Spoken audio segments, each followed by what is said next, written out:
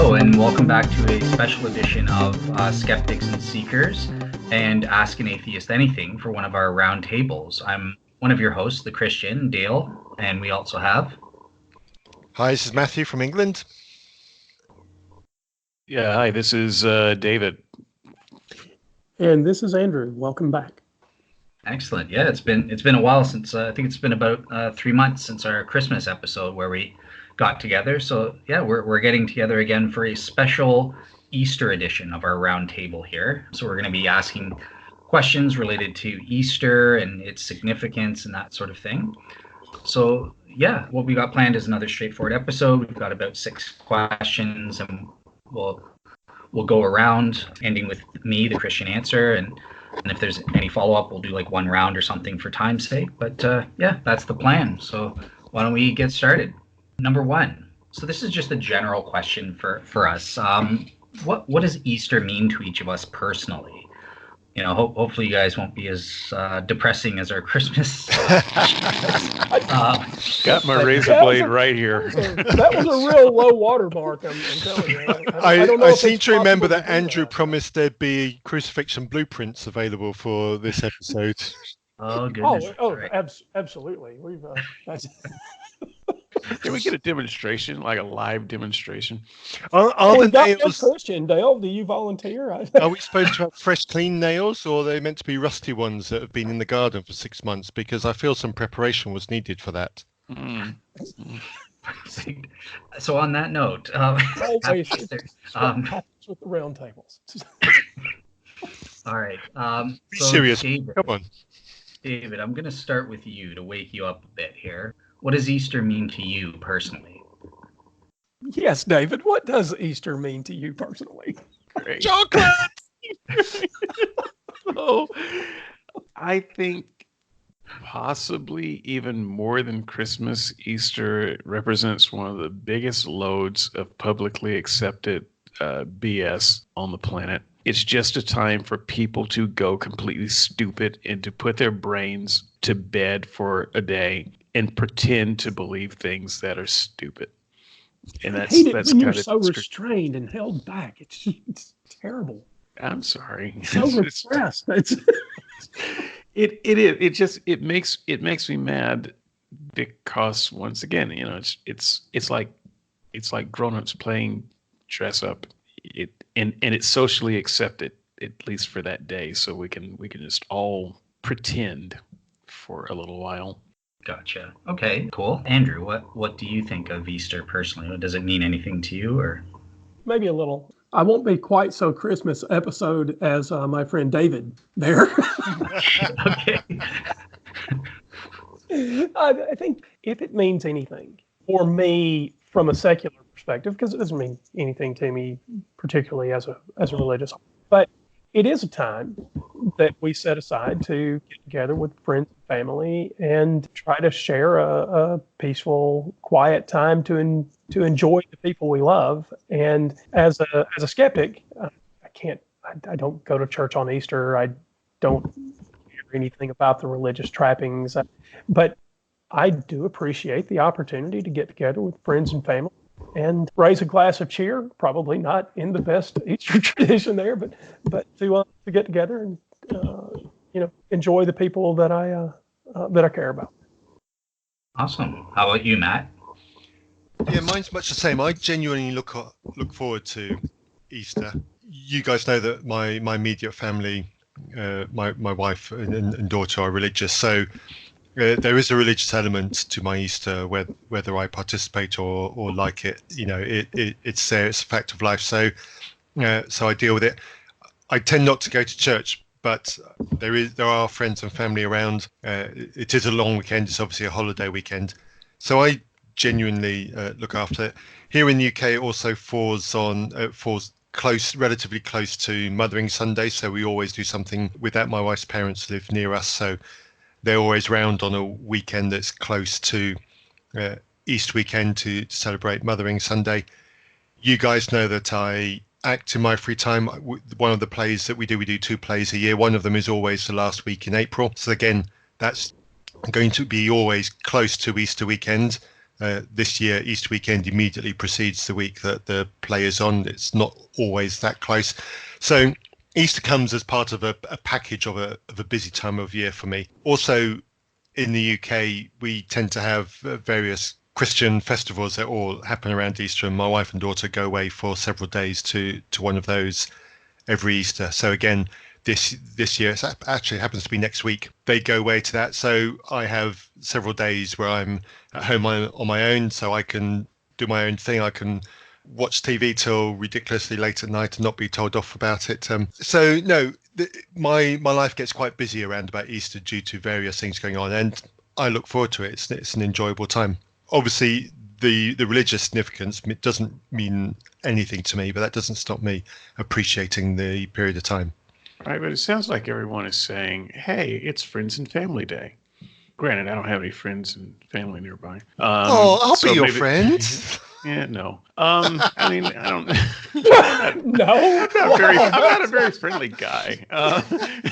that's true. I'm English, David. I love everybody. Come on. But I mean, it seems like great. I get that you have a reason to like Easter. It's Friends and Family Day, and if we just said, okay, it's National Friends and Family Day, that would be great. But we've got this whole religious framework around it. I mean, Dale and I had we were trying to schedule. Can I just ask? Don't go too much into this because that's going to be Matt's question. Matt's question directly sort of tackles this next. So yeah, just give your quick note, but save what you're about to say for question 2 because it's going to be really relevant to that. Oh, okay. Well, sorry, I didn't mean to. Wow, Dale actually. You're a great moderator, Dale. Have you been in secret talks with Justin Brierley on how to keep us heathens in check? Is that proper? Or, no. Okay, go ahead. Just say what. No, I was just thinking we got this whole religious complex around it. I mean, you and I had trouble scheduling a guest. I won't mention the guest's name, and we were gonna get a show done. Was it this weekend, I think? And he was saying, oh, well, yeah, I can't do that day because it's Holy Saturday. Oh. And I'm thinking, what the heck is Holy Saturday? This is just more of the BS where it loses all touch with reality. And so, you got your Ash Wednesday and your Lent and all, this whole tradition of nonsense that honestly doesn't mean anything the week before Easter. It doesn't mean anything the following week of Easter. And so even as a religious holiday, it doesn't have a lot of mileage. And so I guess I wouldn't have any problem with it if we just said National Friends and Family Day and left it at that. But it just gets ridiculous when you start painting around all of the religious nonsense to it. Yeah, no, Holy Saturday couldn't do a show. That's all, because I don't ever remember paying that particular special attention to any of these special religious days. I do know that in Christianity, certainly in the UK Anglican Church, there's a lot of Sundays, especially you've got third Sunday after Pentecost or things like that, and you've got all these calendars. I just don't recall paying any special attention to those other than seeing them written down that this was a special Sunday or whatever day it was, apart from Christmas and Easter, obviously. Fair enough. Perfect. Yeah, and in terms of me, so obviously, yes, I'm a Christian. Easter has deep religious significance. It's the time when Jesus was crucified and rose from the dead for our sins. It's I won't go into the significance because that's going to be an upcoming question, but it's a very significant Christian doctrine. But I also enjoyed doing some, friends and family and doing the whole Easter egg hunt for the kids and stuff like that, and going to church and having a fellowship meal with everyone and stuff like that. So it's a time that I look forward to. As it happens, my birthday is on Good Friday this year, so I'm a little bit afraid that Andrew's going to try to actually crucify me on Good Friday there. But so we share. Occasionally, my birthday is also on Good Friday because I'm an April baby too, April 13th. So I promise that I will not crucify you on your birthday. Phew, okay, all right, that's a relief then. So, perfect. Yeah. I was sweating a little bit there. So yeah, April 14th, for what it's worth. April. Okay. Yeah, we've got a 13, a 14, and Dale, am I right? The 19th, is that right? That's correct. Yes. So can I ask a question here on all these significant dates? Is the universe in danger when Good Friday is the 13th? Is the universe in danger? No. Yes. Sorry. No, you can give your answer. Yes. Mine is no. Right. I guess it's one of those ones where it depends if there's a rabbit's foot in your back pocket or something. Oh, brother. All right. Dale, supposed to I'd keep like it in to the ask back you a pocket, serious question about Christianity and Easter. You don't have to go deep into this if we don't have the time. But one of the things when I was a Christian years and years ago, seems like half a lifetime ago now. One of the things that bothered me was the sort of confluence between the Easter bunny and the obvious secular nature of the Easter bunny, right? I mean, I don't think any of us would argue with that, but there is that sort of hint of magic and mischief, and it's sort of the tooth fairy kind of thing, and that confluence with the Christian celebration of the Ascension of Jesus. And I wonder how, as a Christian today, you think about those things. Okay. If you do much at all, I don't know that. Yep. So you'll find out in question number 3. So I'll delay my answer to that. Okay. Fair enough. But first, I think it's important that we give our Brit Twit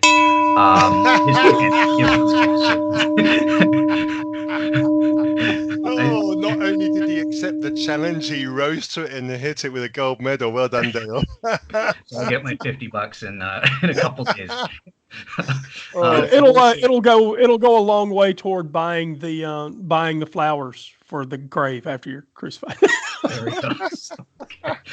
We need a special. Whoever edits this, we need a special chime in the background when Dale says that, or maybe a little "God save her," whatever, or something.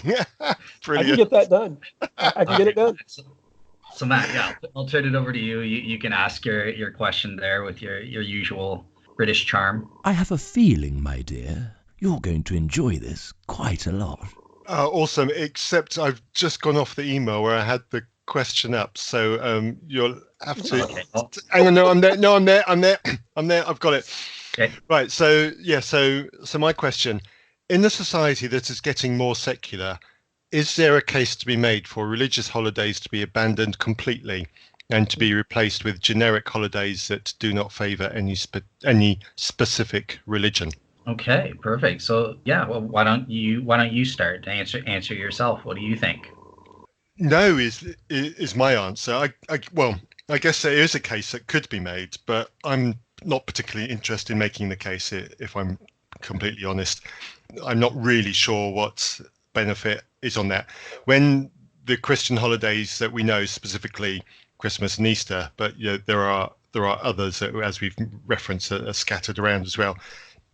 When they came in, they generally took over existing holidays that were for other things, and Christianity Christianized those religions. They adopted what they needed for their benefits and converted all of these holidays into their specific religious holidays. I'm not particularly interested in doing the same again. History's done.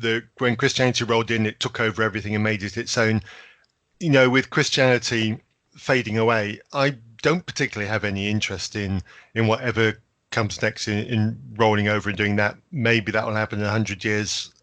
I'll be gone, so I don't particularly care, and I don't think that history looks back favorably on cultures that have done that. When I look back on Christianity coming in and replacing these other holidays with its own version of things and rebranding it its own, I don't see that as a favorable thing towards Christianity. So if I was to raise an atheist flag and say, right, I'm now claiming the Easter weekend to be some other holiday for atheism and secularism and other religions be gone, I don't think that history will look favorably back on that. So I don't particularly have any extra grind on that. It will happen naturally, and I'd rather it just happen naturally. As each generation comes by, they introduce their own different customs and cultures into these holidays.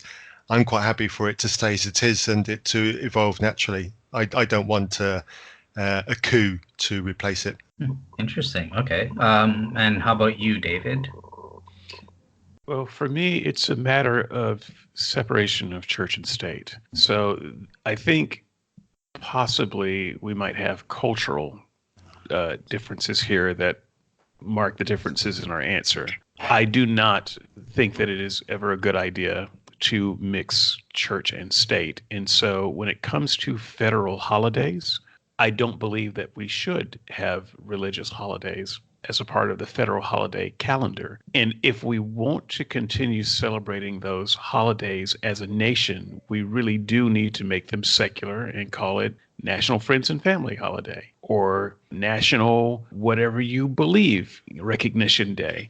But when we make it a particular Christian day, that is in fact setting the Christian story above and beyond other religions whose holy days we don't celebrate and we don't have a national day off for. So I think that there's something particularly discriminatory about religious holidays that are celebrated on the federal level. I feel a little bit about them like I feel about smoke breaks. So back, I don't know if they still have them in companies today, but back when I used to work as an advertising consultant at Verizon, people would go on smoke breaks.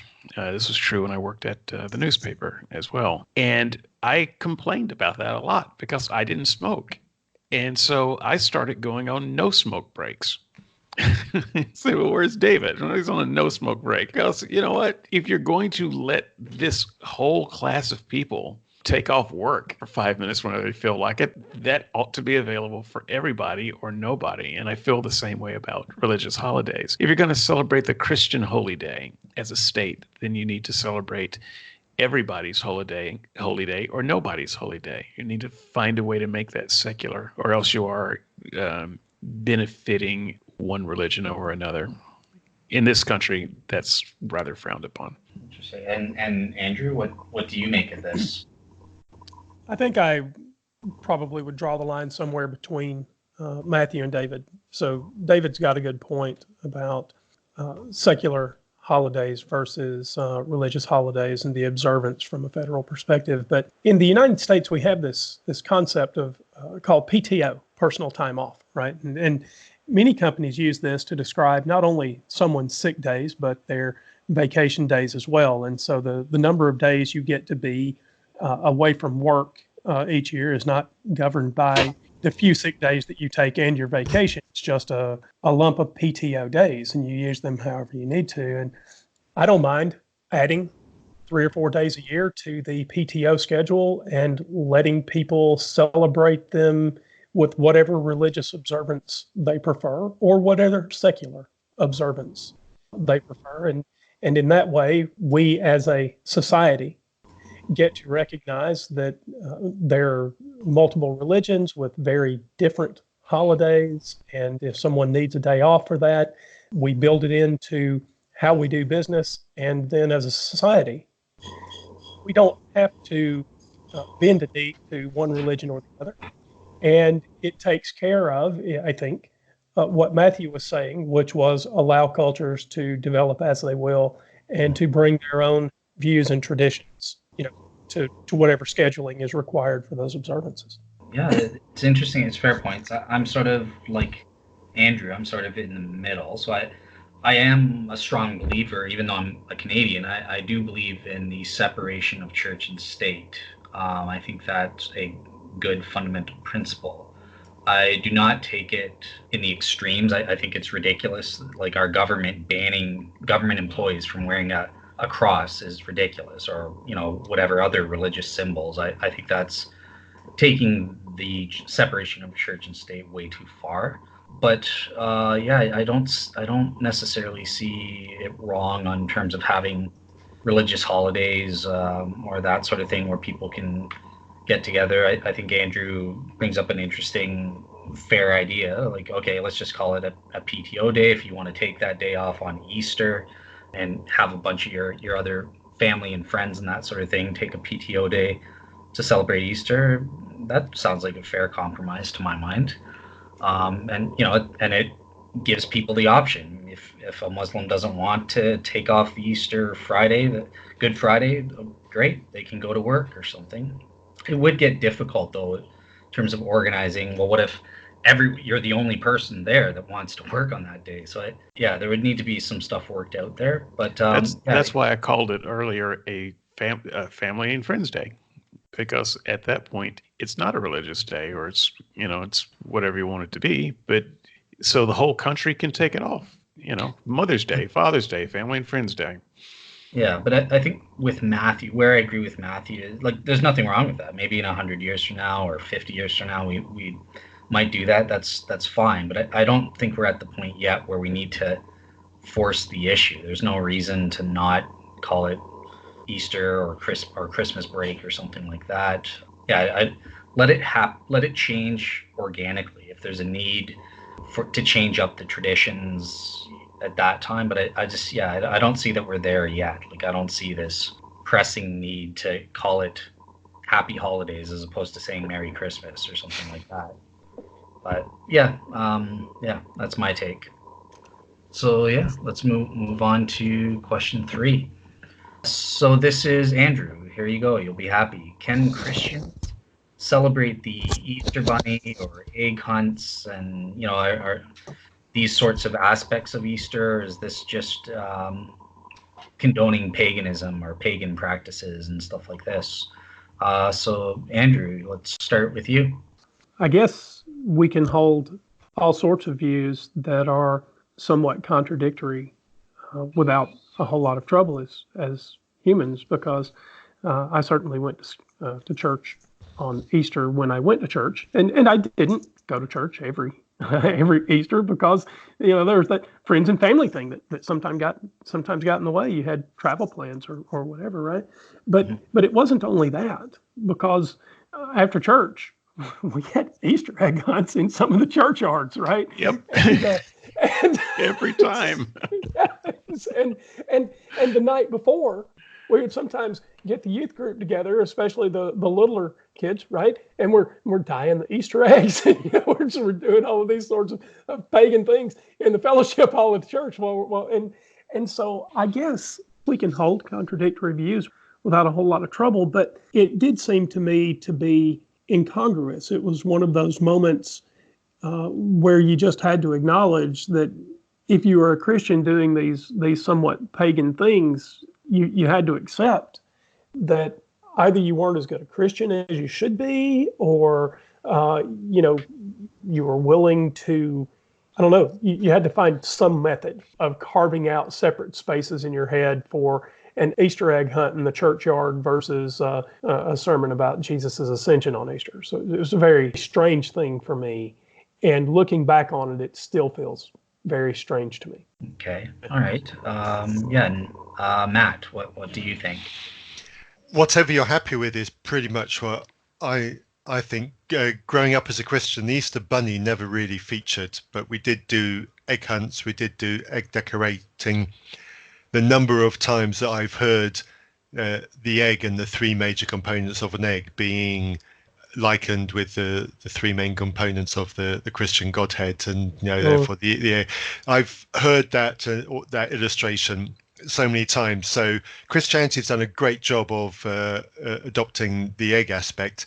The bunny is clearly a little bit too of a bizarre thing to be sucked in. So the bunny never really featured much, and to be honest, it doesn't feature much now either. Bunny, right? Pardon? You do accept the Cadbury bunny, right? Yeah. The Cadbury bunny. Come on, you've got to know the Cadbury bunny. Yeah, no, but sorry, go ahead. We're a bit snobbish in this household, and we do dark chocolate. We don't do milk chocolate because milk chocolate is inferior and tastes disgusting. Okay, I'm ending this roundtable right now. I'm with you. I am with. I'm sick of this guy with a fake British accent. Oh dear! Oh no! I We want to may know, is have a that common Matthew or language, but our Dale? Which one culture has is the fake definitely British not accent? similar. Is it Matthew or Dale with the fake British accent? I just Yeah, I know. Yeah, don't forget, Dale, you're in an English colony over there, so you don't you oh, forget it. I just add the Cheerio. Aren't we all? I just add the A to my British isms or whatever. Cheerio, eh? Oh And no, don't ever do that again, Dale. okay. we kicked the British off of this part of the continent 200 years ago, and we can do it again. Oh, no, sorry. But we do appreciate the tea. So And so you should. And so we worked very hard getting that from our other colonies to get it to you, you know. and had it not been for the British fighting wars all over the world at that time, we'd still be part of Her Majesty's Royal Empire. So why don't we have? Yeah, I think it was because I think we rejected you lot when you decided that our tea was only good enough to throw into your river. oh well. No, you don't understand. We were making tea. It was a literal tea party, and that was the only big enough vat of water that we had. I think you've taken offense completely out of turn here. That's how I heard it anyway. I How don't did know. we get here? So David, From- what's From your the Cadbury Bunny. The Cadbury Bunny got us there. Oh, Yes. and that was Sorry, my folks. I have to take. Yeah, I'm sorry, guys. Yeah, So, I'm quite happy to eat chocolate in the shape of a bunny. It's more fun when it's in the shape of an egg. But no, I'm quite happy to eat bunny-shaped chocolate. okay. Was that the right answer? No, but okay. um, the Cadbury bunny is a bunny that lays chocolate eggs. So, anyways, Yes, that hasn't made it this far. That's an image I'm struggling with. I'm sorry. you haven't lived over there. My goodness. No, All right. they really are chocolate eggs, Matthew. They really are. Yeah, but let my me- dog puts chocolate sausages in the garden as well, and I'm not going to eat those. So David, what Yeah. getting to this question number 3? Ouch. So I was trying to salvage Yeah. something. I dare you to pull this back on track, David. I dare you. I mean, look, Matthew, 2 points to you for just throwing me completely off my game. So, this doesn't happen to me often. So I think it goes back to my original answer of the silliness of this holiday. It's silly, it's hypocritical, and unlike Christmas, I mean, one would expect that you could say, well, if you can celebrate the Christmas stuff, you can celebrate the Easter stuff.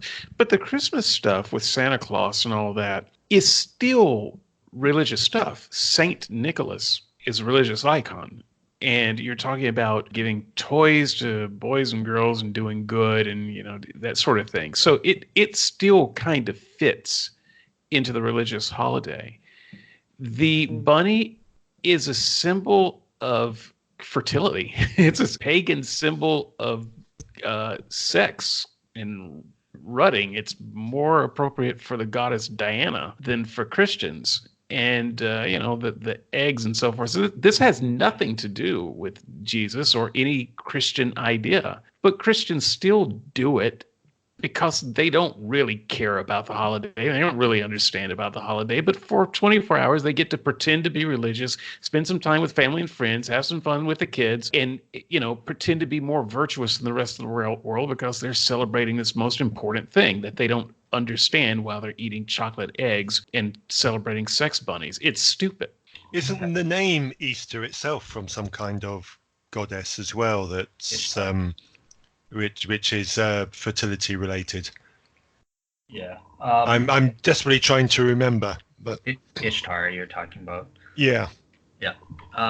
Okay. But yeah, so my take is sort of the same answer as the Christmas episode with Santa Claus and that sort of thing. Like, personally, I'm inclined not to see the big deal. It's just a bunch of fun. You don't need to take it too literally as though you're celebrating a goddess of fertility or something with the Easter bunny, or you just However, as a Christian, I don't think it would be appropriate to lie to your kids and in the same way as telling them about that there's a literal Santa Claus, or telling them that there's a literal Easter bunny or that sort of thing, that can have negative repercussions, because then they'll equate that to God when they find out, oh, actually it's a corporate delusion and everyone's been lying to me, so maybe God's the same as these mythical people. So because of that aspect, I wouldn't be comfortable in teaching that my kid that the Easter Bunny is real or that Santa Claus is real. So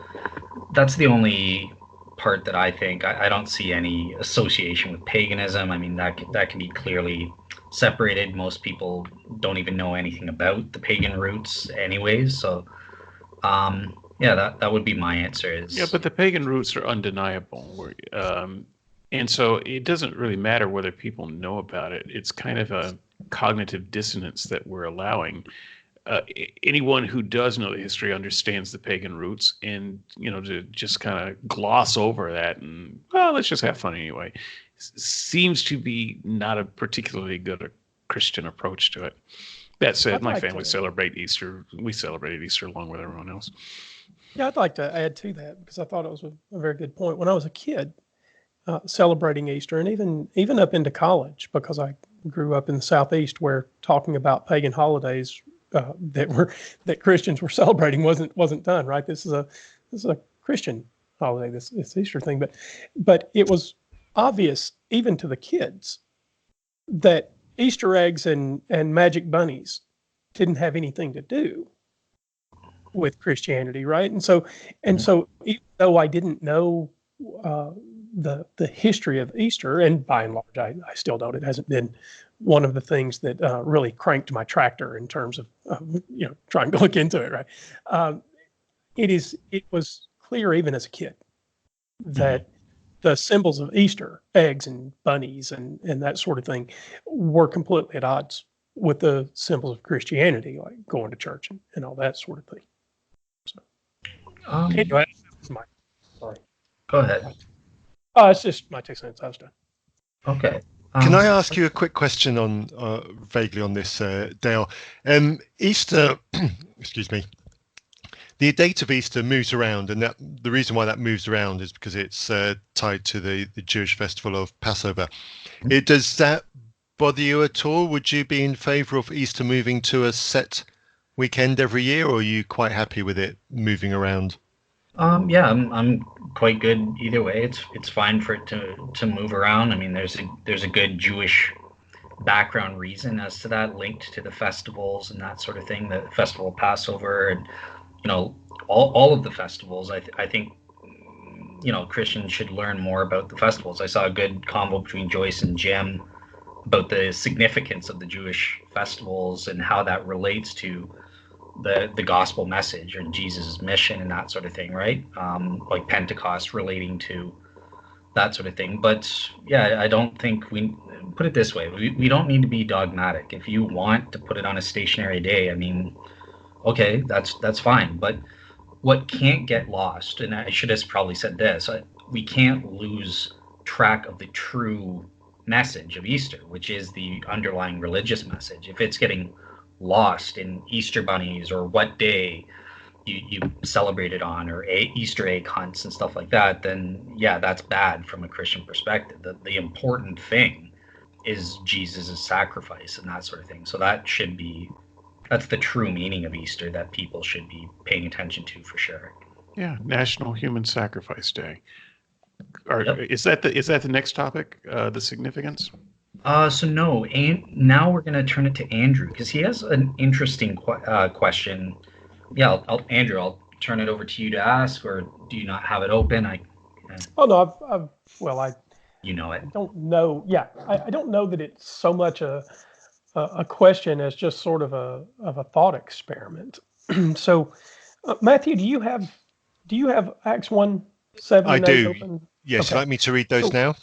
Well, just a couple of seconds of preamble. So, one of my problems as a Christian, when we talked about the death, burial, and resurrection, it was always funny to me that we didn't say the death, burial, resurrection, and ascension, right? Because the ascension is just as much a key component to that whole story as the death, burial, and resurrection. But the ascension is talked about only in a very few verses, and most of them come in Acts chapter 1, verses 7 through 11. And so I just want to talk through it and explain why I think trying to pin something like eternal salvation on a story like this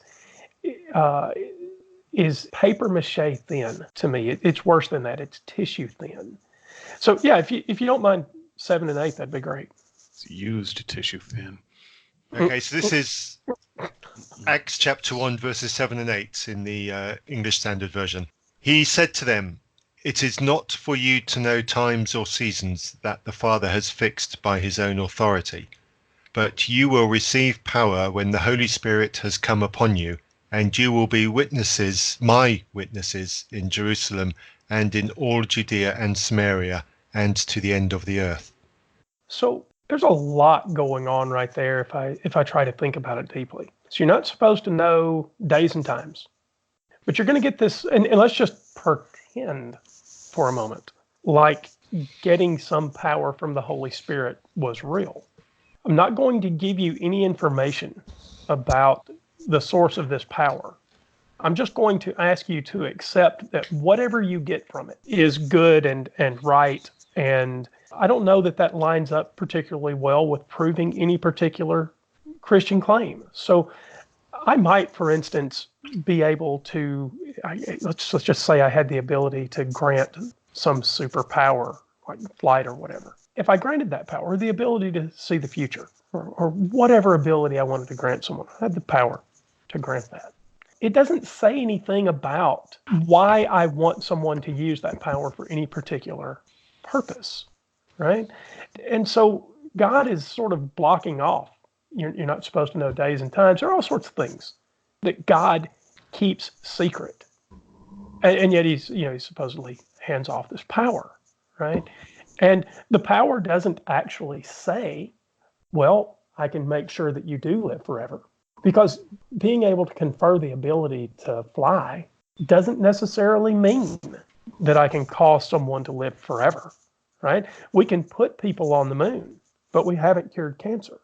So I don't know that giving someone any particular power, the power to heal, means that the person that can confer that power can do any of the other tricks that Christianity might claim, like the ability to live forever, like the ability to transport someone to heaven, like the ability to be the God that can judge right from wrong, to know everything. So I don't care that there's this idea that God's going to give someone power, and because they were given power, they're going to go off into all the corners of the world and be witnesses. Witnesses to what?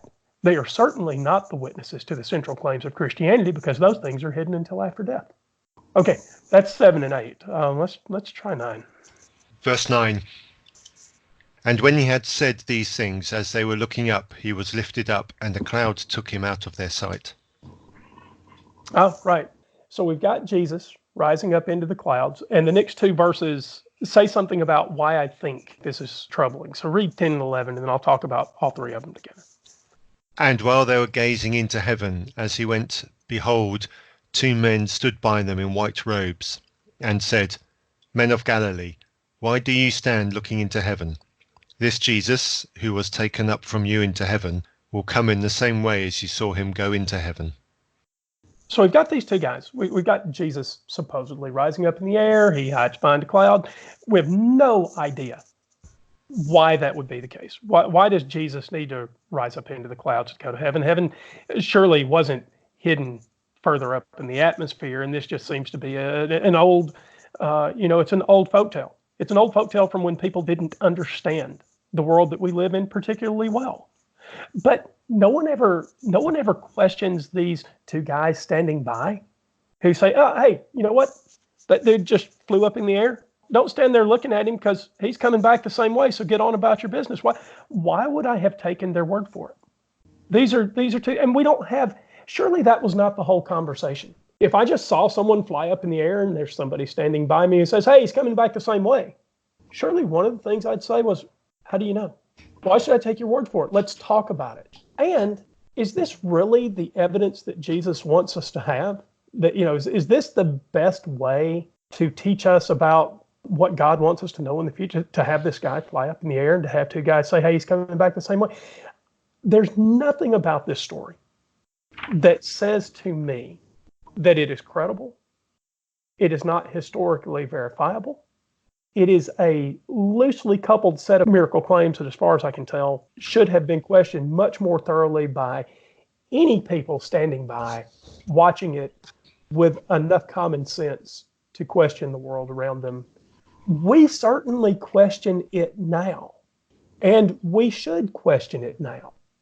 The story has huge holes in it. And because it does, until those things can be answered, we have reason to be skeptical of it. Okay, I'm done. Okay, so yeah, David, how would you go about answering that? Or I guess, what are your thoughts on it then, if you agree?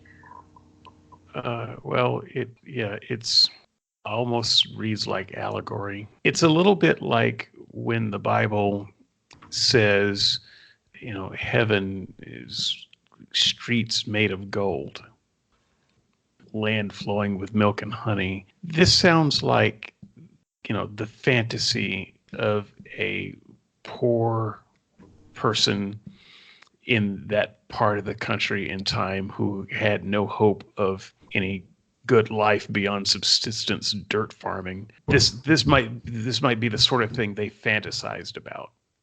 Especially in a repressive regime like the Roman Empire.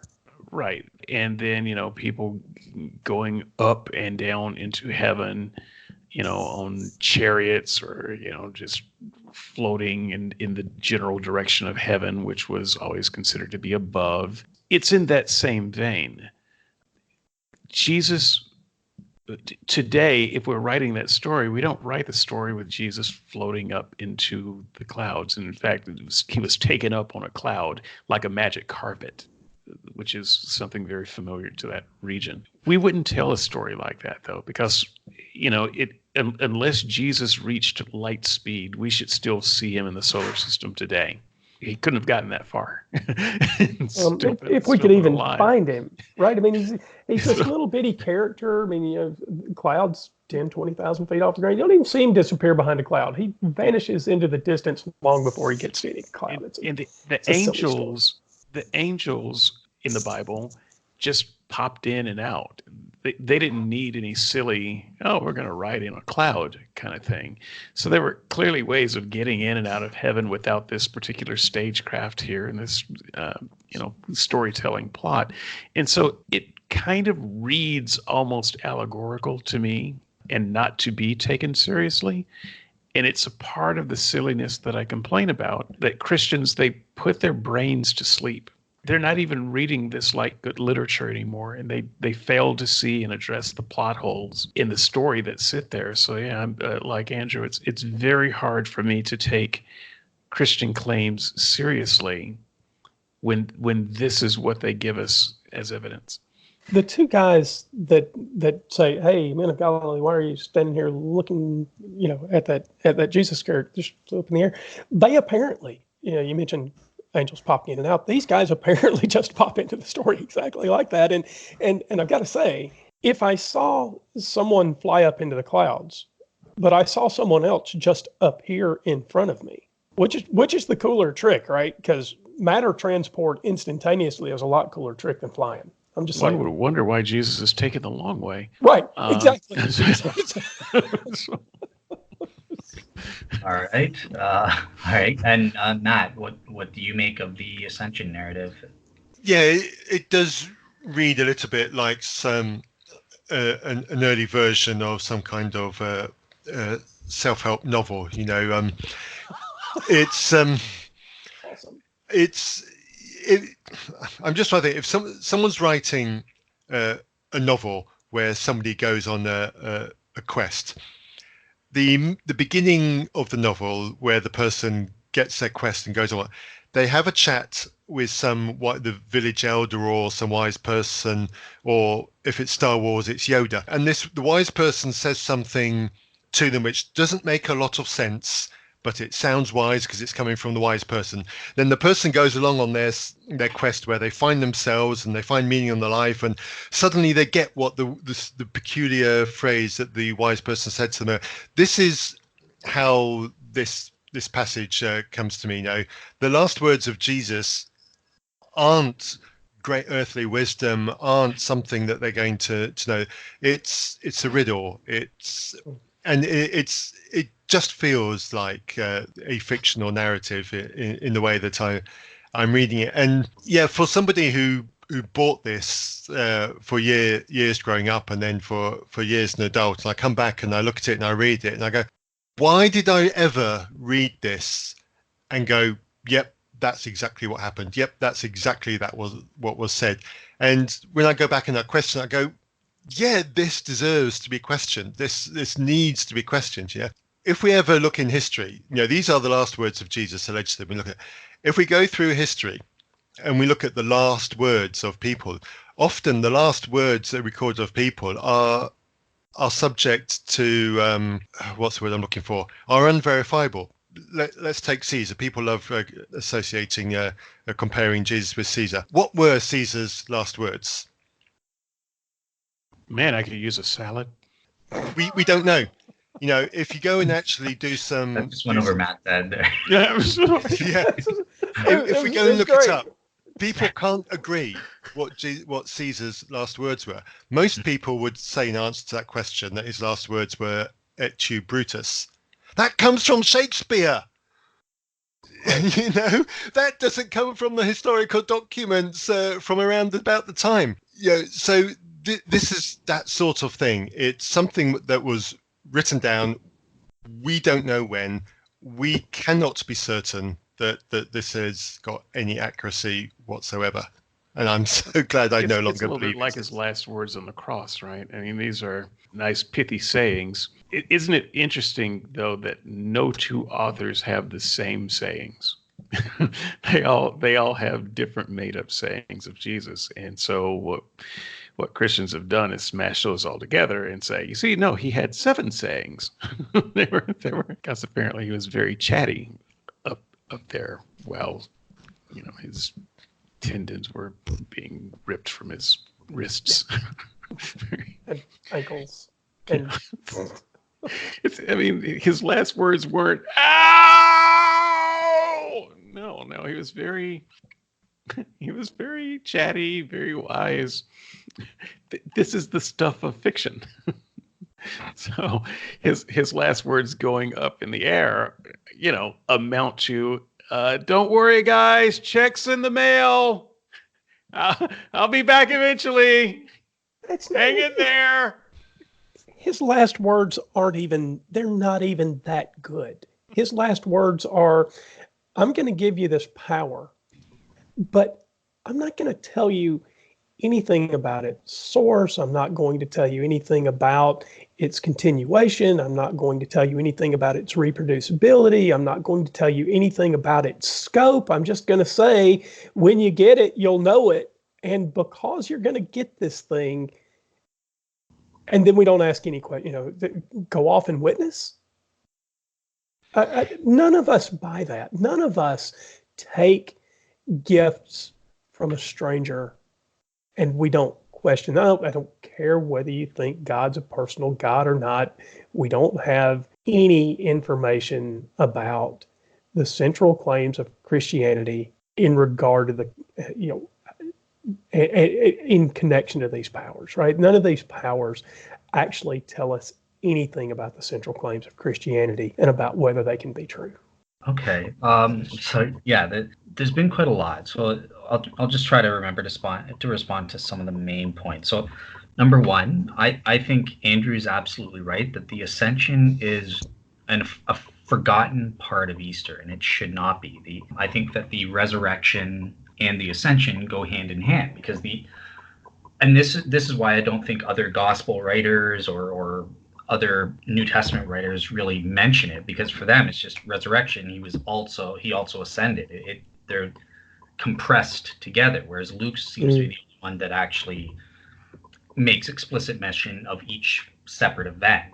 So why is this? What is the meaning of the ascension? Well, it's obviously Jesus is being exalted to the right hand of God. This is the messianic enthronement. Now Jesus is been given the reins to the world, to the universe. He's in charge until the last days type thing. So this is what Luke's trying to portray, and that go for other Christians or within the early church, that went hand in hand with the resurrection. That's why you get verses, he conquered death at the resurrection and that sort of thing. So I think that's what's going on there at a literary level. Now, Matt made a point about one of the interpretations.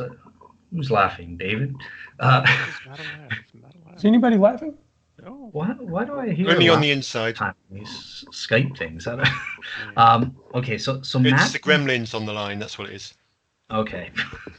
I promise I wasn't laughing. I was. That's okay. That's okay. I hear things every time. But so Matt brings up an interesting point. So one of the ways to interpret this event is, it's an ascension or ascensio narrative, like Hercules. He goes on a quest and then he ascends up to heaven. And quite obviously there is some parallel there. There is some truth. That's what is being said here. But there are differences. Scholars like David Owen have point out there are various differences. So for example, with Jesus, there's no change to Jesus' status from going from a demigod to a full God. Whereas Luke, there's no change in status. It's only a change of his location and the change of his mode of presence. So what do I think is going on? One of the objections that I think Andrew raised as well is, okay, this just doesn't make any sense as to what could be happening. And I think there are certain literary elements that aren't literal, even though I believe in the historical truth of the ascension in general. I don't believe every particular aspect is true. I don't, like Jesus floating up on a cloud, for example. I don't take that literally. But I think it's using the language of the time to explain what happened, where Jesus left this mode of reality and entered heaven to be exalted on the right hand of God. So, and that's expressed, going up. Well, heaven's up there, the ancient cosmology. So Luke expresses it in terms that the audience would understand. As to what it could literally be, well, it could be that I don't know where heaven is. Maybe it's in another dimension. So Jesus went to another dimension, and it could be stuff that they interpret. I'm sorry, I've got to ask for clarification. Did Luke's source see Jesus go up into the clouds or not? Possibly. Maybe. I mean, because you said that it's not literal, and if it's not literal, then I'm not entirely sure how you figure anything happened. You said that's they just put it in the language that they understood, but something had to literally happen, and this story is narrating that. Right. So put it this way: it could be that Jesus did float upwards towards heaven, putting that literally. That's where they got the thing. But obviously, the parts about him floating up all into the sky, maybe he just vanished at a certain point and they just said, okay, he floated up behind the clouds or something like that. It could be that he didn't float up at all. One of my favorite shows was AD, The Bible Continues. They just picture, okay, this heaven opens up in like a new dimensional realm with clouds and stuff like that, and seeing the angels, and Jesus just walks up a mountain and into that. And they could have interpreted that as, okay, let's talk about it as in the context of an ascension narrative. He floated up into heaven and stuff like that. So I think that, there's a literal historical truth to the ascension in the sense that Jesus vacated this realm of reality and went to heaven. Okay, but if we're going to be metaphorical about it, we can just say, well, Jesus died, and because they felt the presence of Jesus in their heart, that he was resurrected within them, and he lifted them to a new height, and so in that way, he ascended into heaven. I mean, if we're going to turn this into that kind of thing, I don't see why we should believe that anything literally happened at all. Well, that would be wrong, because first of all, the literal death and resurrection does need to be literal in order to work. Otherwise, it just doesn't work on a metaphorical level. So does the Ascension. This is the point that I'm trying to make. I mean, it's literal in the sense that he did ascend to heaven, right? That's literal. I want to ask you a question there, because this is sort of where I found the exit, and I think so for David too, though I'm not speaking for you, Dave. You're talking about literal truth and metaphorical truth, and I don't have a problem with those concepts. We teach our kids with both literal tools and metaphoric tools. I don't have a problem with those ideas. Mm-hmm. But I think there is a problem when you try to take these stories and finally divide them and say, I know that this thing that I think is the literal truth is actually the literal truth. And so I can always rightly divide the literal truth and the metaphorical truth. So how do you, Dale, know that Jesus is in heaven and that is not just a metaphorical idea? And why is it that the ascension might be metaphorical, right? But he's actually definitely in heaven. You see what I mean? There's a throned in heaven. Yeah. That's... And I'm not criticizing you. This was a real problem for me.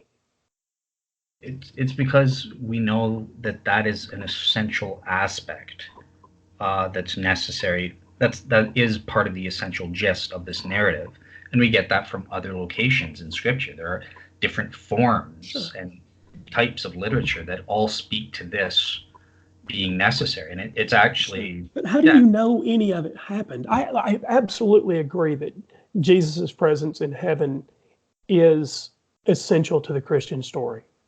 I agree there 100%. How do you know he is? Yeah, because the Bible tells me that he is enthroned. But if you're that's circular reasoning there, though, and you know what? I know you do. No, he sits enthroned in heaven. That's undeniable. But if think what you're getting at is, how do I know it happened in any way like what Luke records in Acts chapter 1? Is that what you mean? Or you're denying that Jesus is just walking around on the street right now to this day for 2,000 years? That's what you think. No. Whoever Jesus of Nazareth was, if he ever was a real person that we can separate from legend, if he ever was a real person, he's dead.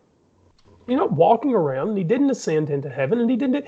Look, the problem with every Christian claim is, what you tell me the Bible said it. Okay, fine. But you're saying that the Bible has literal truths and it has allegorical truths, and you expect me to just take, because it was written in this book, that Jesus really did ascend into heaven. I'm asking how you prove that claim. I don't care that it was written in the book, and I don't give a damn that it was essential to the story. Sorry, this is not directed at you. This is a frustration about this kind of idea. So sorry if the cursing was a little offensive. I don't care that it's written there, and I don't care that it's an essential part of the story. Magic wands are essential to the Harry Potter universe, but we don't have them. How do you know that there is a heaven that a Jesus is in? Okay, so that's an entirely different question. I was answering on a literary level, what the authors themselves. So on that same literary level, I won't push back on your answer. I just want to make sure I understand your answer. When Stephen was crucified, stoned to death, and he looks up and he sees Jesus standing at the right hand of God, and did he literally see that? Yes, as a vision. Well, I mean, but was he actually looking at the literal Jesus in the literal heaven at the literal right hand of God? Yes. So okay. How do I know that? I would follow a skeptical atheist, biblical scholar, Dale Martin at Yale University. The speech and the narrative is counter. So there's counter to Luke's emphasis and that sort of thing, where Luke wants to adopt a pro-temple or pro-Jewish type of view where they're reconcilable, and Stephen's out here giving a speech that's very anti-temple. So this is one historical criteria or indication that actually there is historical truth to that narrative. If I'm trying to prove on a strictly historical level that that probably happened. In terms of I'm not pushing back on any of that, just so you know. So you don't actually have to justify it. I just wanted to know if you thought that was literal or allegorical, and if you think that's literal, it seems that there shouldn't be any problem with thinking that the actual resurrection was literal too. So I'm not sure why you would change horses and say, well, that might be allegorical or figurative. I don't know why it would need to be. So yeah, and I don't want to say, I would never say it's obvious. I know, Matt, we had our chat today, and it's not obvious. There are different interpretations that biblical scholars can give, and they vary on which details in particular. I do believe the essential gist is historical in terms of Jesus actually ascending. How would I go about proving historically that Luke's particular account of it actually happened? I know some people have written about it and that sort of thing, like Craig Keener. I'm looking at his commentary right now, or David Oon and that sort of thing. But I could argue from general reliability of Luke, who I do think is historically generally reliable. Or also you can look at the different types of literature and the similarities and parallels to, that's why I think that there is an element of accommodating the literary devices of the time, like Jesus floating up on a cloud and that sort of thing. This seems to be something that biblical scholars mention as indicating it might not all be literal. He's adopting some of the literary customs of his time to some extent. So these are ways that or factors that I would use to consider what aspects are actually historical versus what aren't, as well as looking at scripture as a whole as to what has to be essential. What's the essential gist or message that Luke is getting at? But as to, for example, the two people coming out and giving the question, I have no idea. I wouldn't be able to prove historically or come up with an argument that particular detail is what happened, apart from saying, well, Luke's generally reliable, so we should give him the benefit of the doubt or something like that. So let me say, I'm not going to push back on any of that. I'm going to try to wrap this up so that you can get to the next question. I was not a good teammate. I didn't send this to you ahead of time. So thank you for trying to give an answer to something that hit you relatively right out of the blue, because you didn't get my part of this until right before we went to Mike today. So thank you for taking it seriously and for trying to do as good a job as could be done. I think you did do as good a job as could be done with it. It might be that in some of this discussion, you will start to understand why I'm a skeptic about it, even if you're not, right? You may get some sense of why I'm skeptical about the story and why I think David and Matthew are. But I'm sorry I didn't get it to you earlier so that you could have more sources at your fingertips, because I know you prefer that. So I was not a good teammate in that regard, and thanks for working with the question. No worries. Yeah, no, I thought I think it's a good question, because it's often neglected around Easter, right? The Ascension is an important aspect or fact to discuss. So I was happy that you brought it up and mixed it up a bit. So yeah, thank you very much. Okay, question number 5. Okay, so in one of our previous roundtables, we already sort of discussed the resurrection evidentially in terms of the, do we accept the historical facts, and also explaining the historical facts, like the resurrection hypothesis versus hallucinations and that sort of thing. So I don't want to retread over that same ground, but I wanted to say, in the first place, let's just pretend you guys are convinced by the resurrection. Yeah, what's okay? I'm gonna skip that because I think we did ask that. I was never that good of an actor. I am. I'm on stage twice a year. I'm a very good actor. I could pull that off. Okay. What is the significance or message, do you think, behind the Passion, Resurrection, and Ascension narratives? I kind of answered the Ascension part, but yeah, the central Easter Christian narratives. What do you think is the central significance or message that Christians are trying to say with these doctrines in terms of God's relationships with human beings and creation or that sort of thing. Can I go? Can I go? Can I go? David, It's your turn to not go first, I think, isn't it? Dave, go ahead, David. I know I'll let you off the leash there. Okay. No, it's real quick. Real quick. I think that it is one of the worst messages, one of the worst religious messages of all time. It's one of the reasons I dislike Easter more than any other holiday. I quipped earlier, it's National Human Sacrifice Day. And this really is the message. It is the message that if Jesus doesn't die for your wretched, sinful self, you're going to burn in hell, you son of a thing.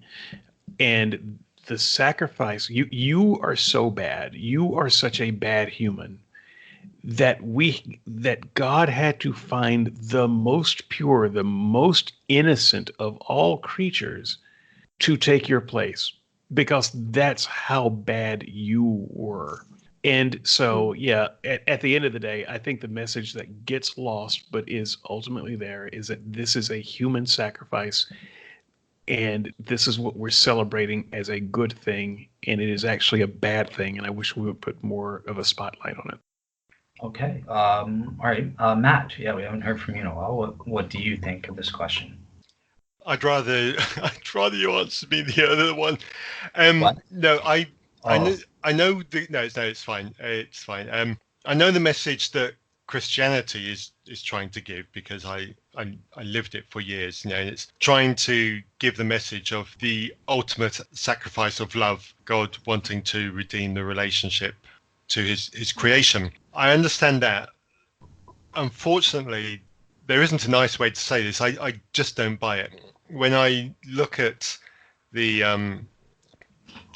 Christian narrative and especially the culmination up at Easter, to me, in my mind, it is the deepest depths of an abusive relationship. That is what I see. God is the abusive husband who's beaten his wife. He's broken his arm while he's beaten her, and he said, "Now look what you've made me do. You've made me break my arm. Now you had better get on your knees and promise to love me, or I'm going to cut your throat."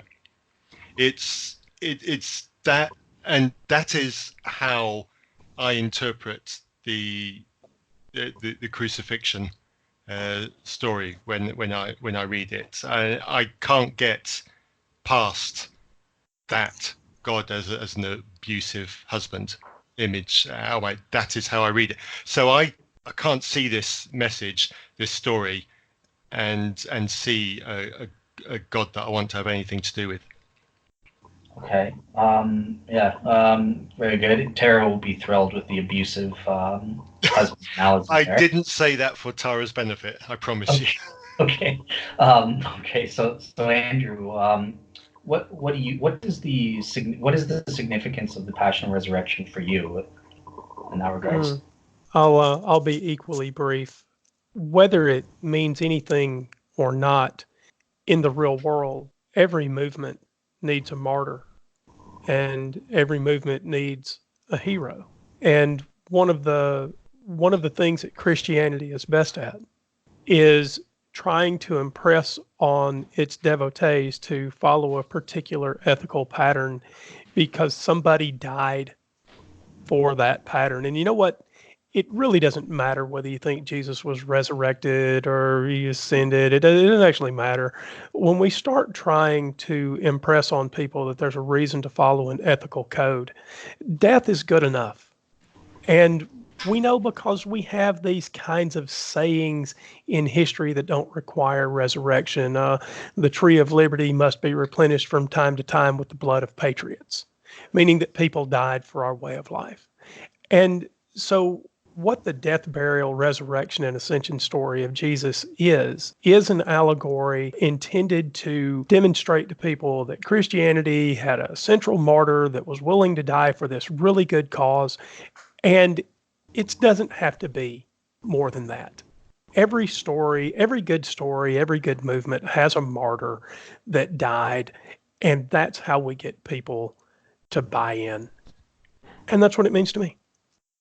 Okay, fair enough. So yeah, me and David have discussed the atonement on a few occasions on SNS. So I was just sort of interested in getting your guys' take on that. Yeah, obviously I take a traditional Christian standpoint on this. But are I you at all moved by our position on it? I mean, do you have any empathy toward the person who sees it the way we do? um I would say I have understanding towards yours and Matt's view. I do somewhat empathize with Andrew's. He was sort of advancing for a moral influence theory of the atonement, which some I would say they're not true Christians, but some people professing Christians do take that stance, and I'm not a true Christian either. okay, not as an insult, but just a little levity. Sorry. yeah. So A little levity, levity's the whole lump. Oh God, that was true. very well played. Actually, that was remarkably well done. I do see. I mean, you guys, if you've heard the show, they're probably familiar. I think that the passion and the resurrection are necessary because the resurrection and or ascension signifies the conquering of the consequences of sin, right? The death and sin has been defeated. Satan's been destroyed and defeated by Jesus, and he's paid for our sins, and now we have victory in Christ once we place our faith and repent. So the death part, I mean, blood and death is never morally ideal. So in that sense, of course, I empathize with you, but it's a necessary consequence of being infected with sin. So Jesus has to pay that penalty, or pay for those sins so that we can receive victory in Christ, victory over death and the consequences of sin and that sort of thing. But I'm not infected. And I don't want this story of, I don't want this national holiday that somehow affirms the idea that I'm infected with something. That's part of what's wrong with this. The government shouldn't be saying I'm infected with sin.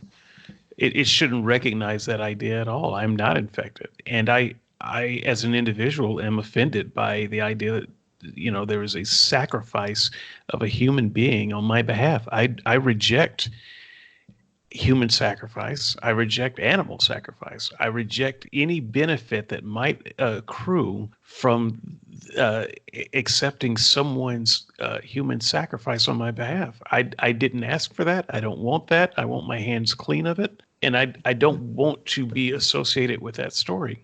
But that's okay. So, but that's not true though. And I've gone over. Andrew alluded to it as well. The blood of the patriots. I'm sure you're cool with that. We got rid of the Brits, in the Revolutionary War. I'm sure you like those sacrifices. You didn't do that good a job, though, did you? Hold on. We're still here. Let me address that because I am not.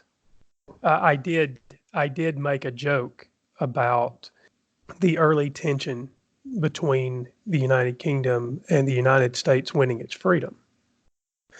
I am not convinced that the world is better off with the United States as a free state versus being part of the United Kingdom. I'm not making that claim because I have no idea. And I am further not okay with the idea that the only way for us to have our liberty is by killing good men and women who are willing to have us fight to keep it. I don't like that as an idea. I don't know that it's necessarily true. It may very well be that we will evolve socially at some point so that that is not required.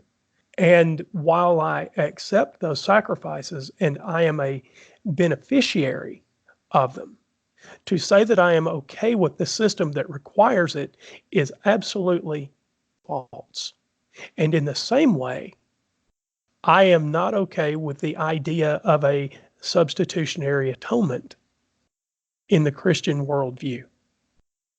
But it's morally the loss of life, given certain circumstances, such as the ones that we're in now. We haven't evolved to the point where it's not necessary. You can accept the law. You can accept. You don't think it's okay. You don't approve, but you can accept that sometimes it's necessary to sacrifice a life to achieve certain ends. If But I don't fire, know when it is necessary. Yes, you're absolutely right. okay, And sorry, I short-circuited you there. I shouldn't have. I do accept that those things have happened in the past.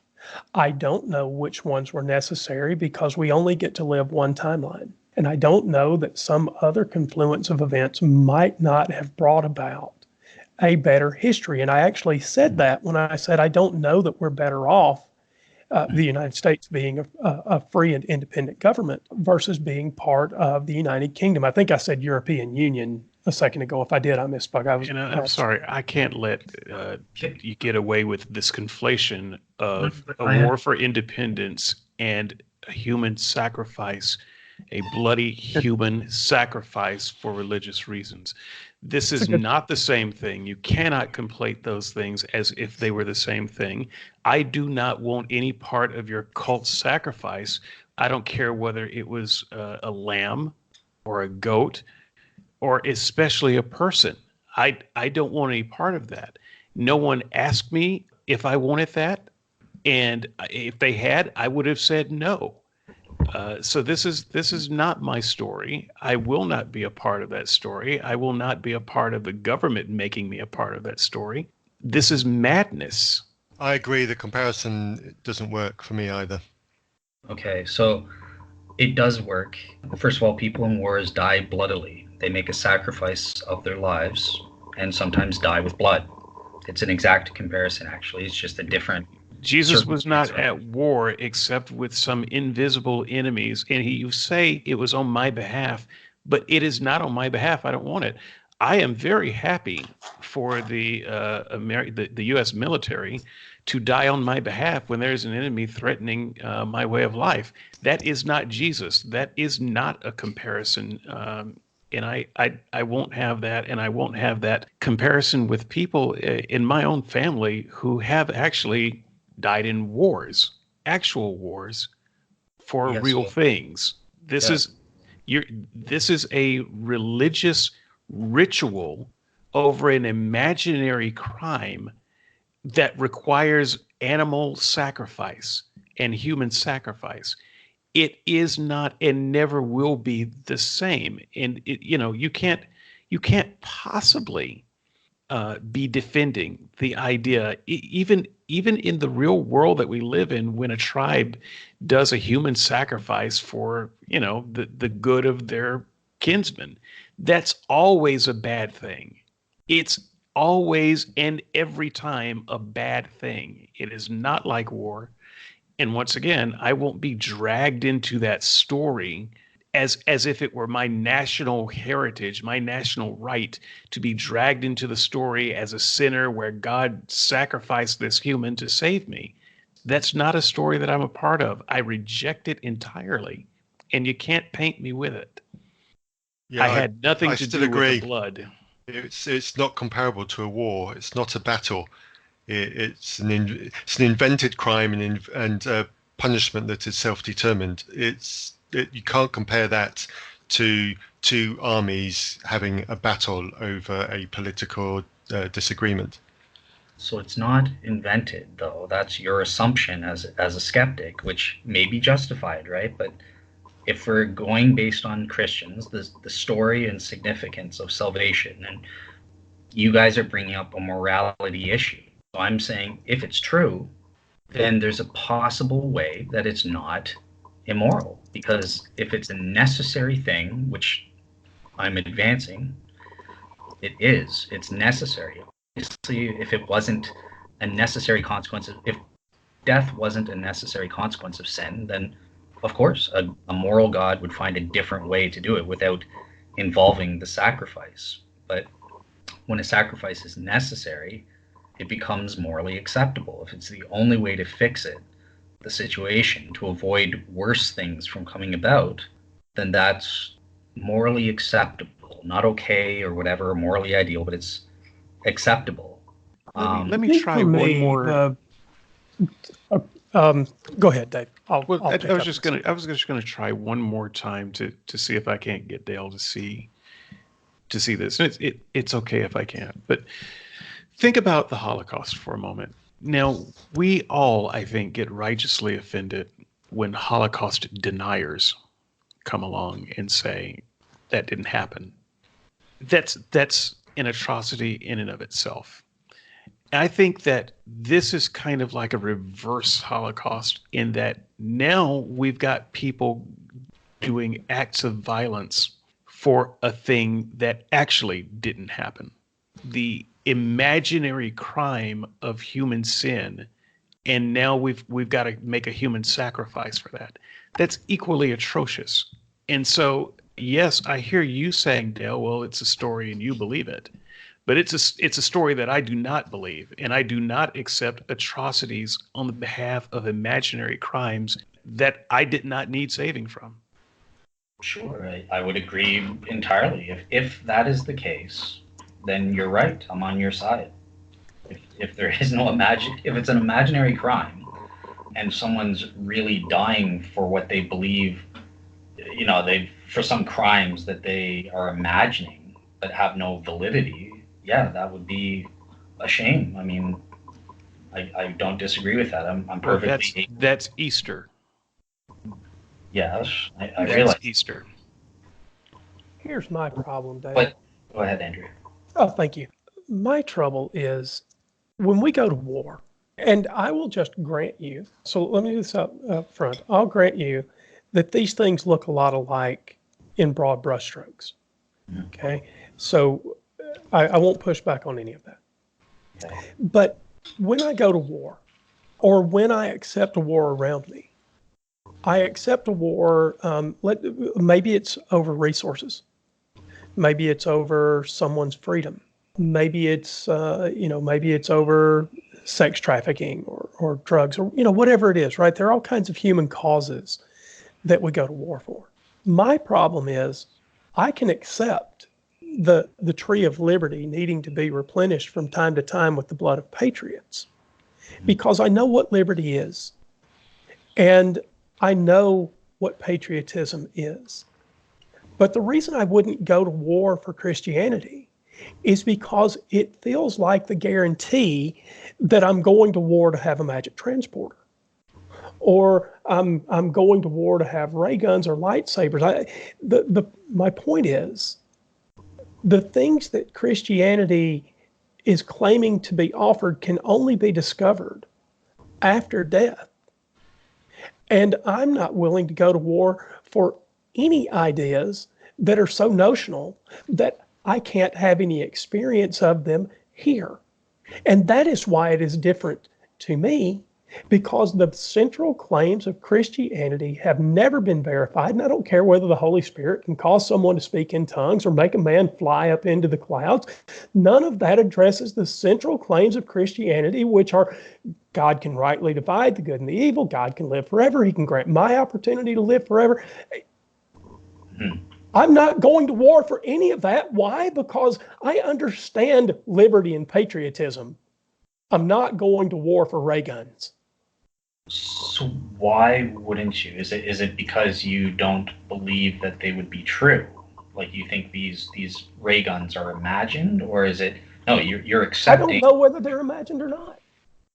If you can demonstrate to me, I'm sorry, I'm not upset with you. This is the silly ideas, okay, right? So this is not something. No, I didn't even notice. So yeah, okay, fair enough. Good. So, but would it make a difference? Before you answer, would it make a difference if I could prove it was real versus imagined? Would it then be worth it for you?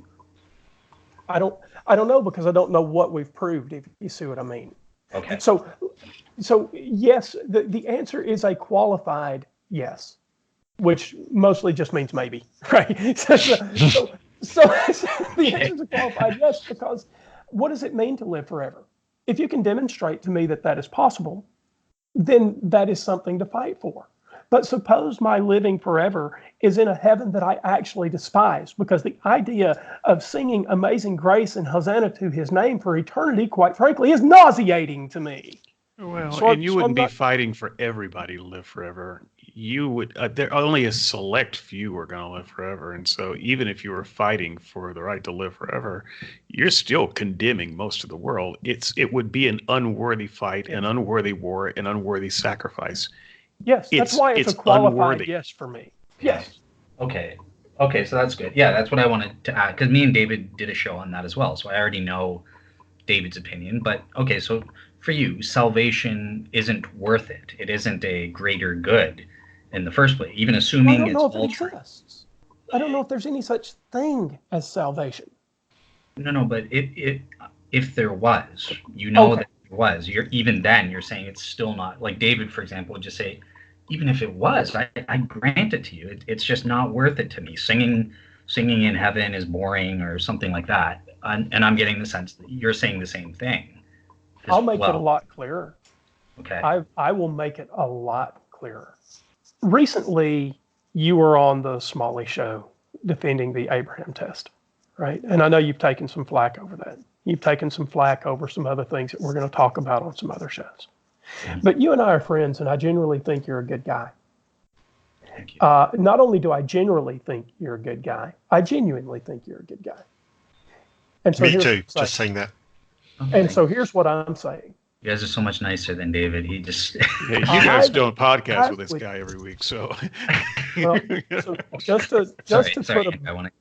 Yeah, just to put a bow on this, if you and I were standing in a judgment line, and for some reason my acts let me into heaven, and your acts didn't, I would spit in the face of that God and tell him to go sit and spin, because I can't say the other things that I obviously want to say because we're trying to keep our family-friendly rating.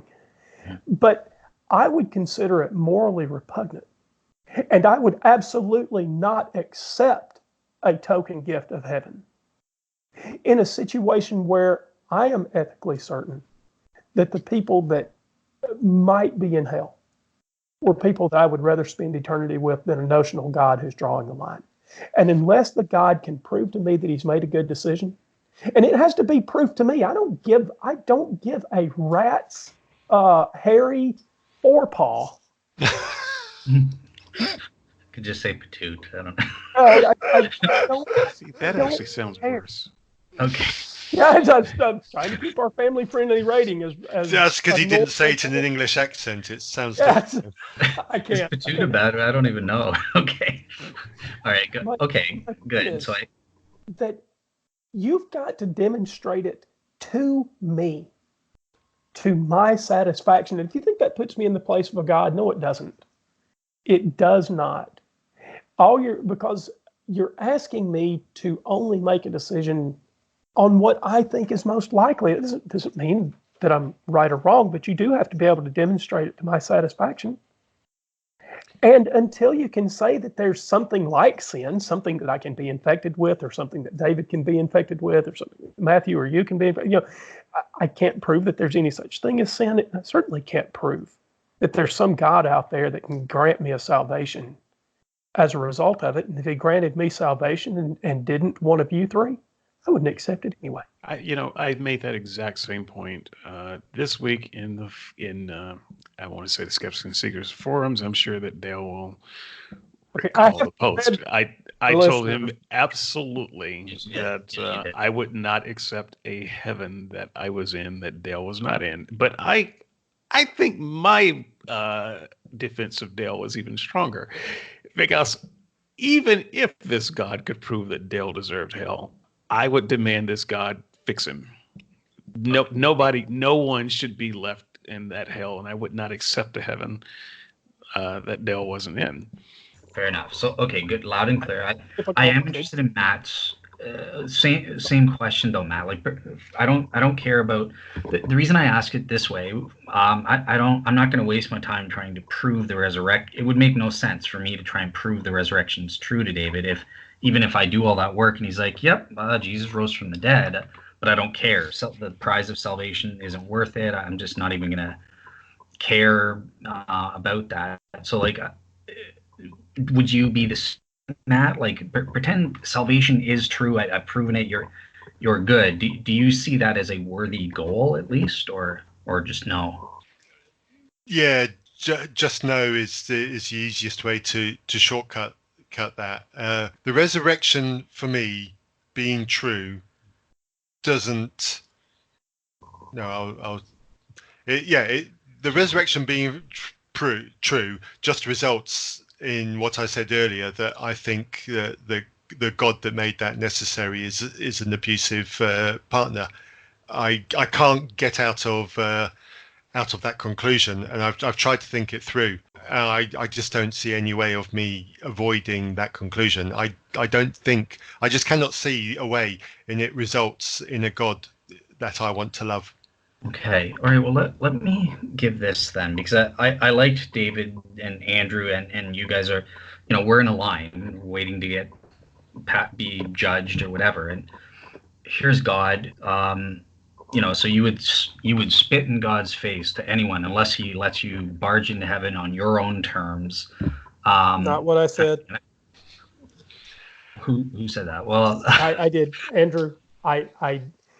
I'm not going to be cast in the light of acting as a villain when I have stood and said that this requires an act of good by demonstrating that God had the ability to do some right thing. I didn't say that I would barge into heaven. I'm not making some egotistical claim. What I am saying is that if you want me to believe something, you have to prove it to my satisfaction. And that doesn't naturally cast me in the light of a villain or suggest that I'm trying to perform some barnstorming act. It is a completely reasonable statement for me to say that if you want me to believe something, you have to be able to demonstrate it to my satisfaction. Right. Okay. Yeah, I'm the one making the egotistical claim. Just to be clear about that. I just want to make sure that you.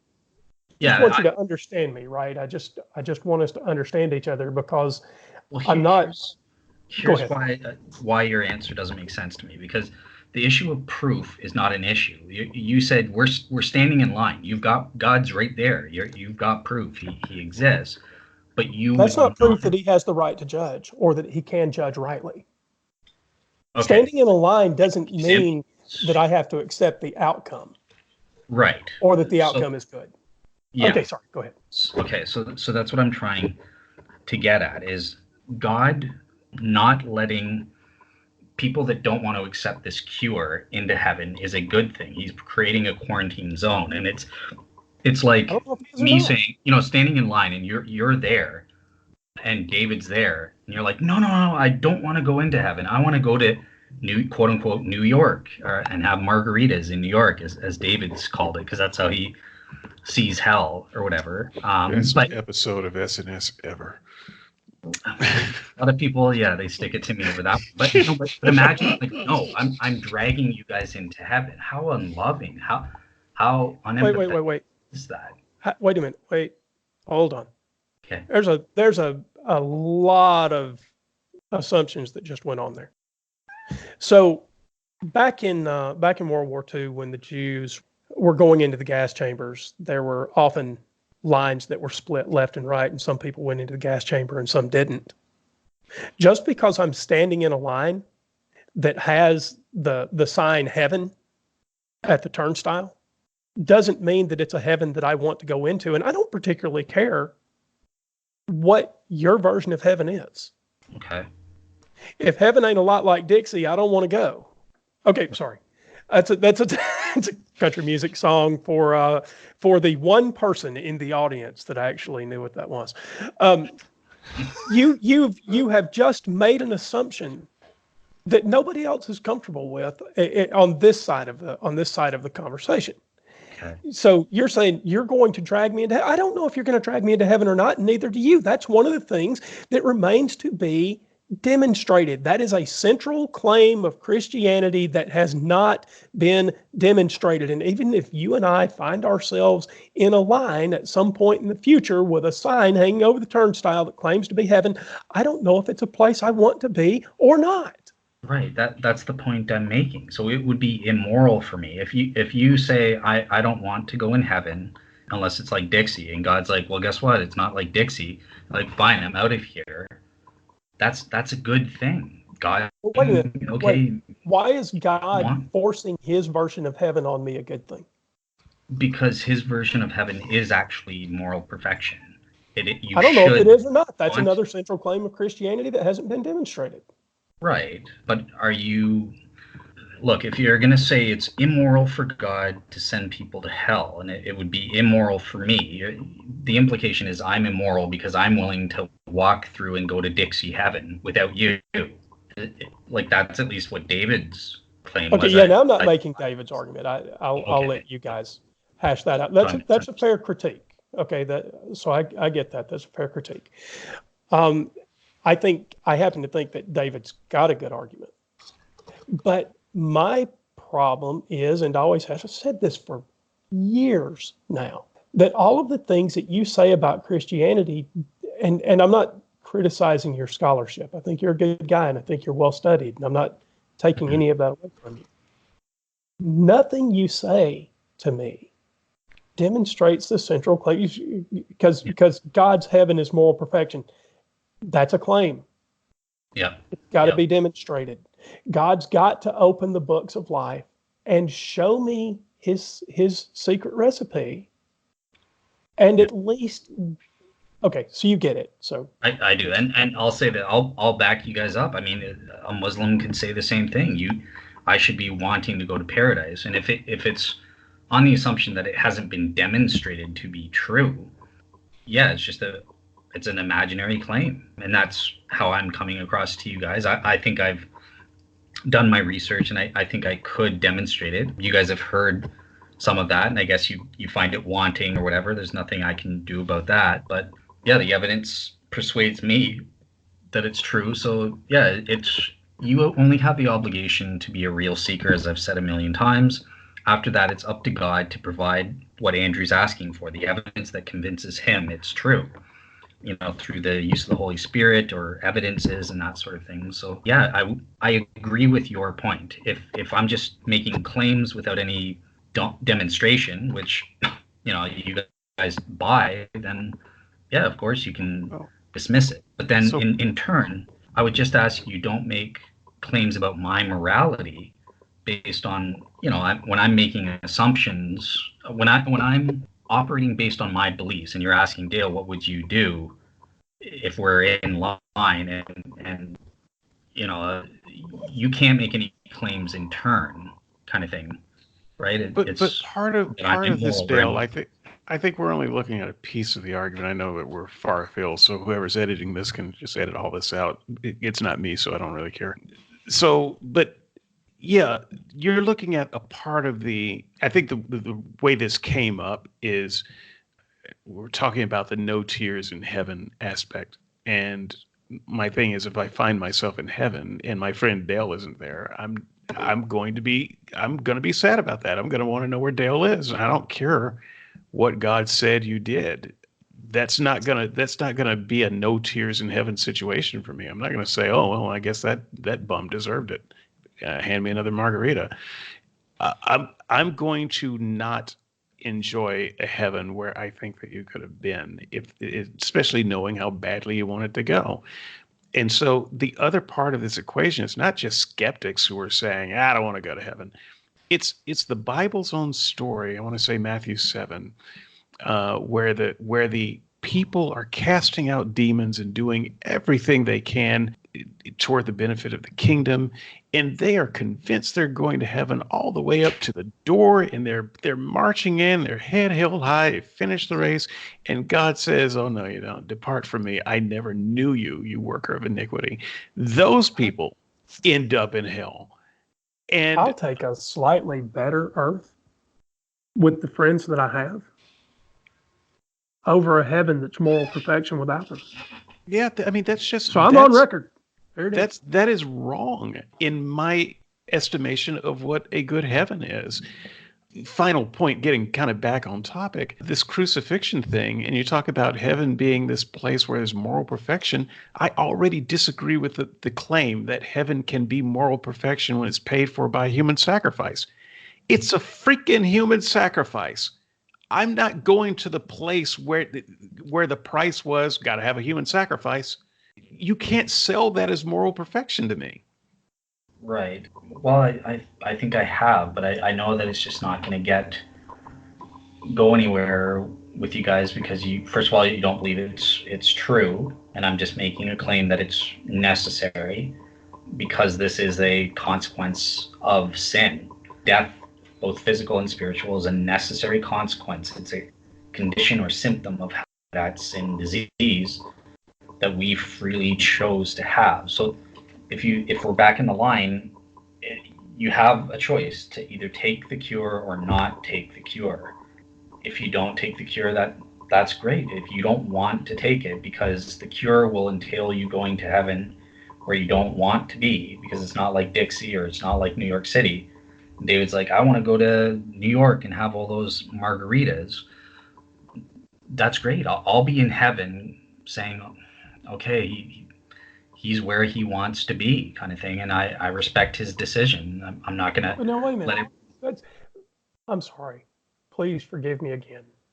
No problem. But that is so patently false that we're somehow where we want to be. I mean, now if you're saying that we can stand in this line and we can reject God's heaven, and David can end up drinking margaritas in New York, and I can end up in Dixie, which wouldn't actually be my version of heaven. Just left that country. Where Trump would be conversation. Donald Trump would be president for all eternity. Oh, I was going to get to your point. Okay, because that's not. I don't. There shouldn't be a binary choice here where I have to accept God's heaven or David's margaritas or right. Matthew, what's your heaven? You don't want to know what my heaven is. Okay, no. Okay. So I was I was actually leading into that, right? Because there's a binary choice, or I actually believe in a trinary choice, or whatever the word is for three, trinary. Trinary. Because I'm open to the fact that people could choose to be annihilated in hell. I think that's possible. Why would I want to be annihilated in hell? Why can't I just not risen up again? Just leave me dead. It's a third option. So you could still go, well, the three options aren't good enough. I should be able to choose the option where I'm in a world filled with Cadbury bunnies, going around for all eternity. How about the option where I just stay dead? just let me stay dead. If I'm wrong about the afterlife, I'm already dead. Just let me stay dead. How about the option where the evidence equals the claim, and I don't have to stand in line and get told where I spend eternity without the evidence backing it? Well, that's correct. That's what we have. No, we don't. And I've pointed this out. You said, but you're standing in line and heaven's moral perfection. I actually said, no, you don't know that it is. And I pointed out that it was an assumption. And I pointed out earlier in this show that the idea of God conferring some power on a bunch of peasants in the ancient Near East, first century Palestine, tells us nothing about the source of those powers or how long they will last. It tells us nothing about whether God can rightly divide the good and the evil. It tells us nothing about eternity. It tells us nothing about anything. Those are ongoing claims. And if you can solve those problems for me, then we've got grounds for a different conversation. But the reason we're having this conversation is because those claims haven't been resolved. Okay, so that's interesting. So even in the context of being in this lineup, you're saying we don't have evidence that heaven is true or whatever, or morally. All you have evidence of is that heaven is. There is a lineup. Right. You have evidence that looks like there was something after life after all. But now what kind of line are you in? Are you in the Muslim line? Is heaven a place where you sing Amazing Grace for 10,000 years? I don't know that there's such a thing as judgment. So put it this way then. When we're in the context of us being in that line, you will have knowledge that the Christian God is true and that the Christian heaven is No, I won't. correct. No, I won't. Well, that's my claim. Okay. All right. Let me give that Yeah, a little more serious consideration. I accept that is the claim. I get that. However, that is you said it yourself. That is a claim.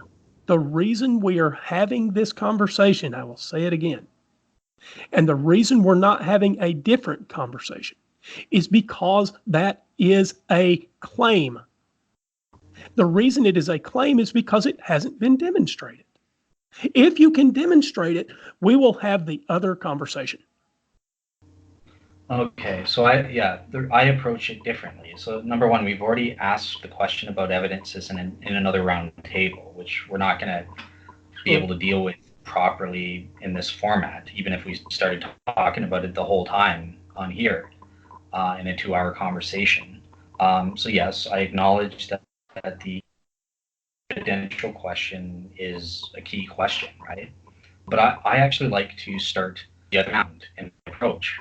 Preferred, I like to ask these significance questions first to see if there's even a point of spending time on the evidences. If you say, yeah, I can accept all the evidences, pretend I'm 100% convinced and have knowledge you're right, but I still don't care, then it saves time. So I'm interested in the significances as a first priority, believe it or not. So it's the way I approach it is reverse kind of thing. Yeah, So, I'm actually on board with that way of thinking too, because I can always end up a discussion asking, so what?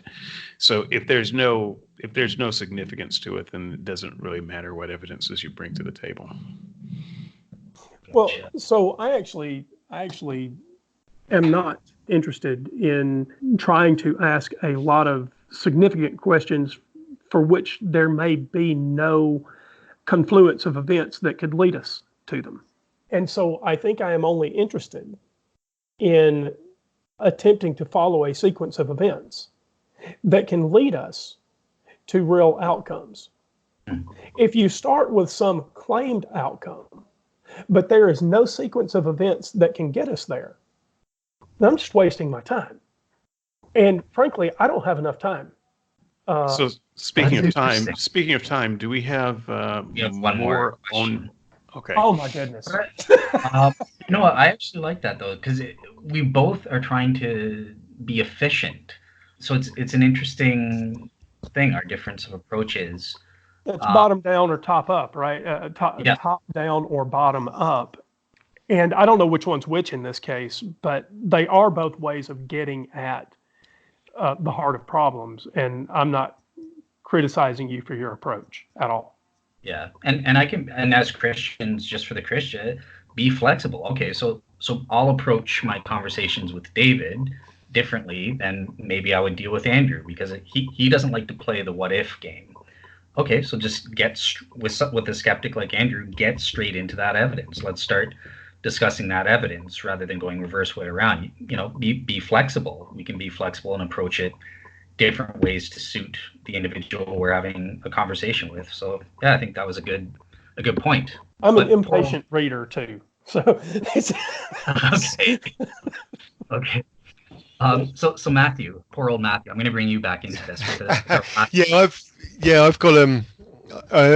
got a thought. I won't take up the same amount of time that the chatty ones did before you move on. So we're in this line. I get to the front of the line and I'm shown heaven, and this God promises me it's going to be wonderful in there. The only reference point I have is this life, this earth, this existence that I'm familiar with now. And I look around and it's very imperfect. It doesn't feel to me like a world created by a God, let alone a loving God. I've already made my opinion felt on that. So my position standing there is, I don't know that I can trust you that what is through that door is any better than what's behind me. I've got no reference point where I can accept that you are telling me the truth, that if I walk through that door, whatever it is, I will love it, and it will be glorious. So that is my conundrum standing there. I can't believe the being in front of me, because what I've experienced so far doesn't convince me that that being is a reliable being. Okay, So regardless of what the alternatives are, I can't see myself choosing that heaven, because I have not got a framework which I trust. Okay, that's a fair point. I would agree with that. God needs to provide you a sufficient basis on which you can choose to have faith or trust in Him or not. So yeah, trust has to be earned in that sense, and there are different ways that trust can be earned. And my claim to that would be you will have a sufficient basis to trust God before you make that decision. Okay, so let's move on to the last question then. This one is from David. So David, I'll turn it over to David to ask the question. Okay. Yes. My question is, why did Jesus limit his resurrection appearances to a small group of friendly witnesses as opposed to large groups of skeptics, politicians, and whatever passed for scientists and reporters and people of influence? He didn't have Facebook Live. You Sorry. said it wasn't large groups. 500. Right. Yeah, that I'm down with that whole 500 thing, but I noticed that came from Paul, who wasn't there, and not from any of the quote unquote eyewitnesses.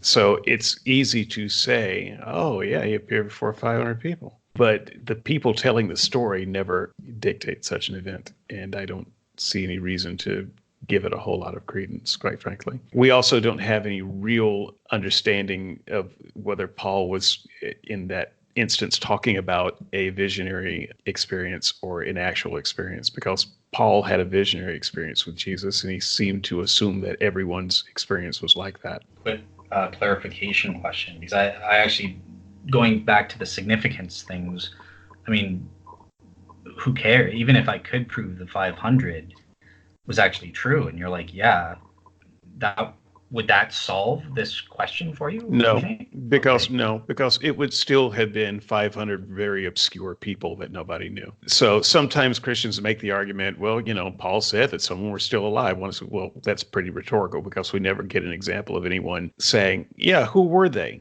What were their names? Where do they live? Let me go question them. This is not something that ever happened. And so it's still obscured in history. So we don't know who these people were. We don't know that they had any significance. But there were plenty of people who would have had significance, and Jesus chose not to appear before them. In other words, he had a very small group of close-knit disciples that he told his secret to. And it seems to me that if his goal was to let people know the resurrection had begun, this would have been done in a much different, much more public way. Do we have an approximate date for when Paul wrote that letter which contains the 500 reference? 53 AD or 54, something like that. Correct. So 50 years after these people would have seen the resurrected Jesus. No, it's like 20 years or so. Yeah, about 22 years. Yeah, sorry. My maths is asked. So, and what was the life expectancy in those days? 40? 300 of you to listen to the Christians tell it. They lived forever with perfect recall of everything they'd ever heard. So for them to have been still alive, they'd have had to be relatively young. Babies. Teenagers, maybe. Well, not. Yeah. You can't really take, because the death rates have to do with high infancy death or That's mortality. Right. High infant mortality. Yeah, but right, and it's also tied to education and wealth. And we know that the people who hung around Jesus were not highly educated and not very wealthy, and so they would have been among the lowest lived people, not among the highest. They can't solve the problem for me anyway. Look, I don't care what they believed. They still haven't gotten to the central claims of Christianity, that it's possible to live forever. that there's a good God behind the gears. Who cares whether they saw I don't care. Just addressing the question, I'm curious to what Dale would think of that particular question. Why didn't Jesus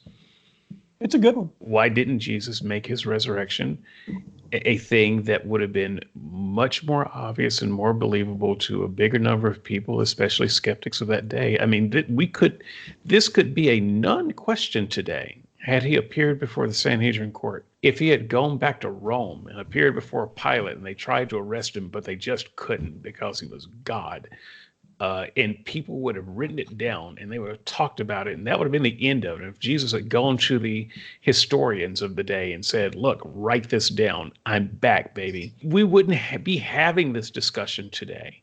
But Jesus did his resurrection in a way that left us able to question it.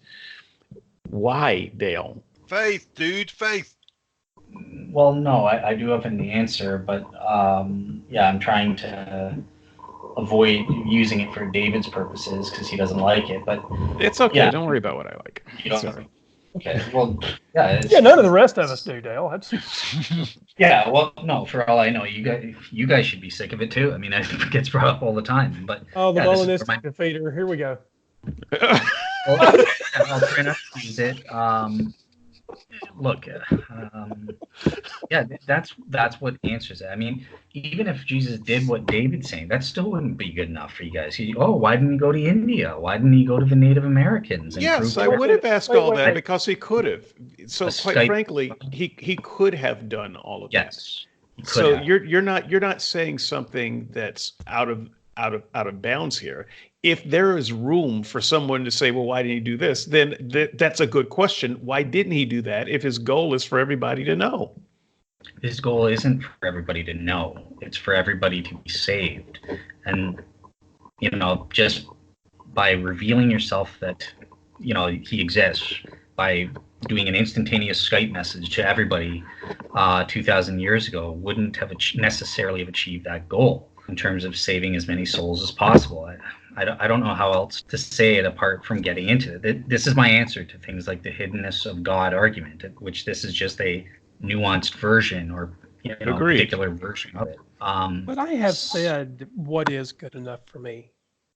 And I have not heard a sufficient reason to think that what I want is unreasonable or that it is somehow not in the best interest of others around me.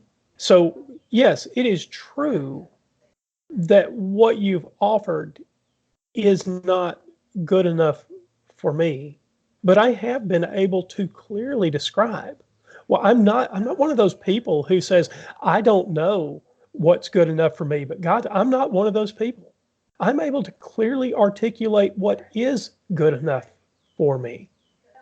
Well, let me give a plausible example, which kind of goes against what I'm saying. But with this Molinistic answer, God did provide. God did what you guys are asking for me, right? He did accomplish this and provide sufficient warrant for me to become a Christian.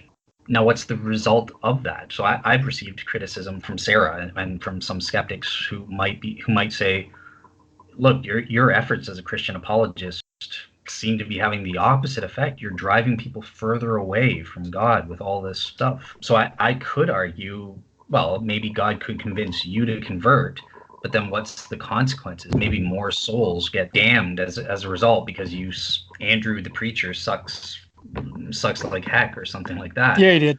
That is so true. You didn't.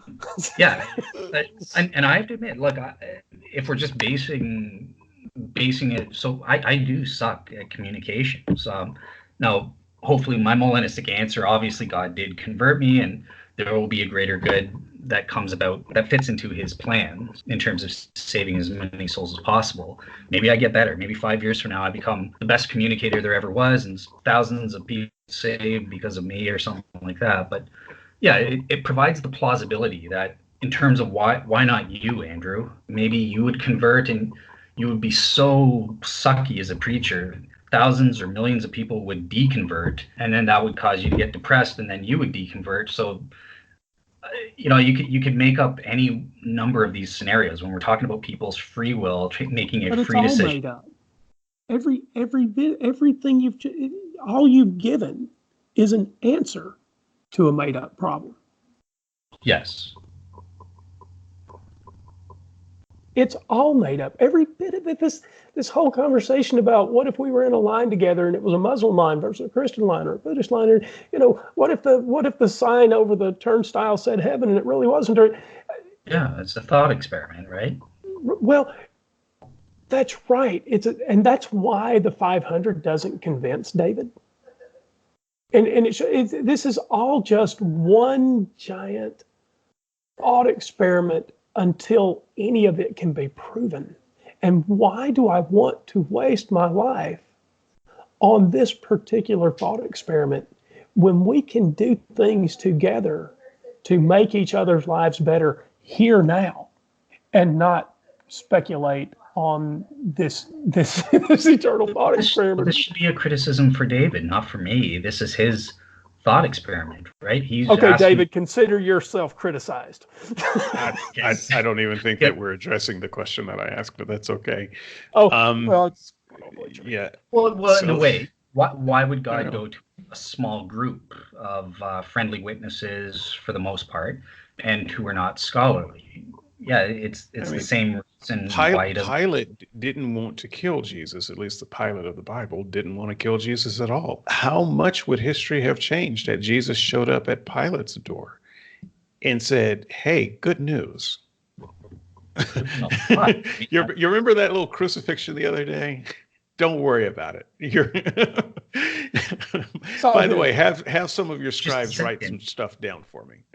But there's another thought experiment that answers your questions. Pretend Jesus did do that to Pontius Pilate, and then no crucifixion. We all go to 0 souls are saved because of that one little thing. Because he did that, 0 souls get saved. If it's true what I say, that death is a necessary consequence of sin.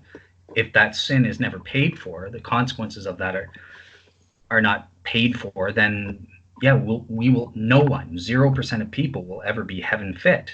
So that could be an answer. Why doesn't he reveal himself to Pontius Pilate? Because he needs to get crucified. Well, I mean, after the crucifixion, I mean, when he's choosing who he's going to appear before to make the biggest splash, and he could have showed up to Pilate. He could have showed up to the Sanhedrin. He could have showed up to all of those places where it would have made an impact. He could have ended the temple right there and ended Judaism as we knew it, because they considered the cross an offense.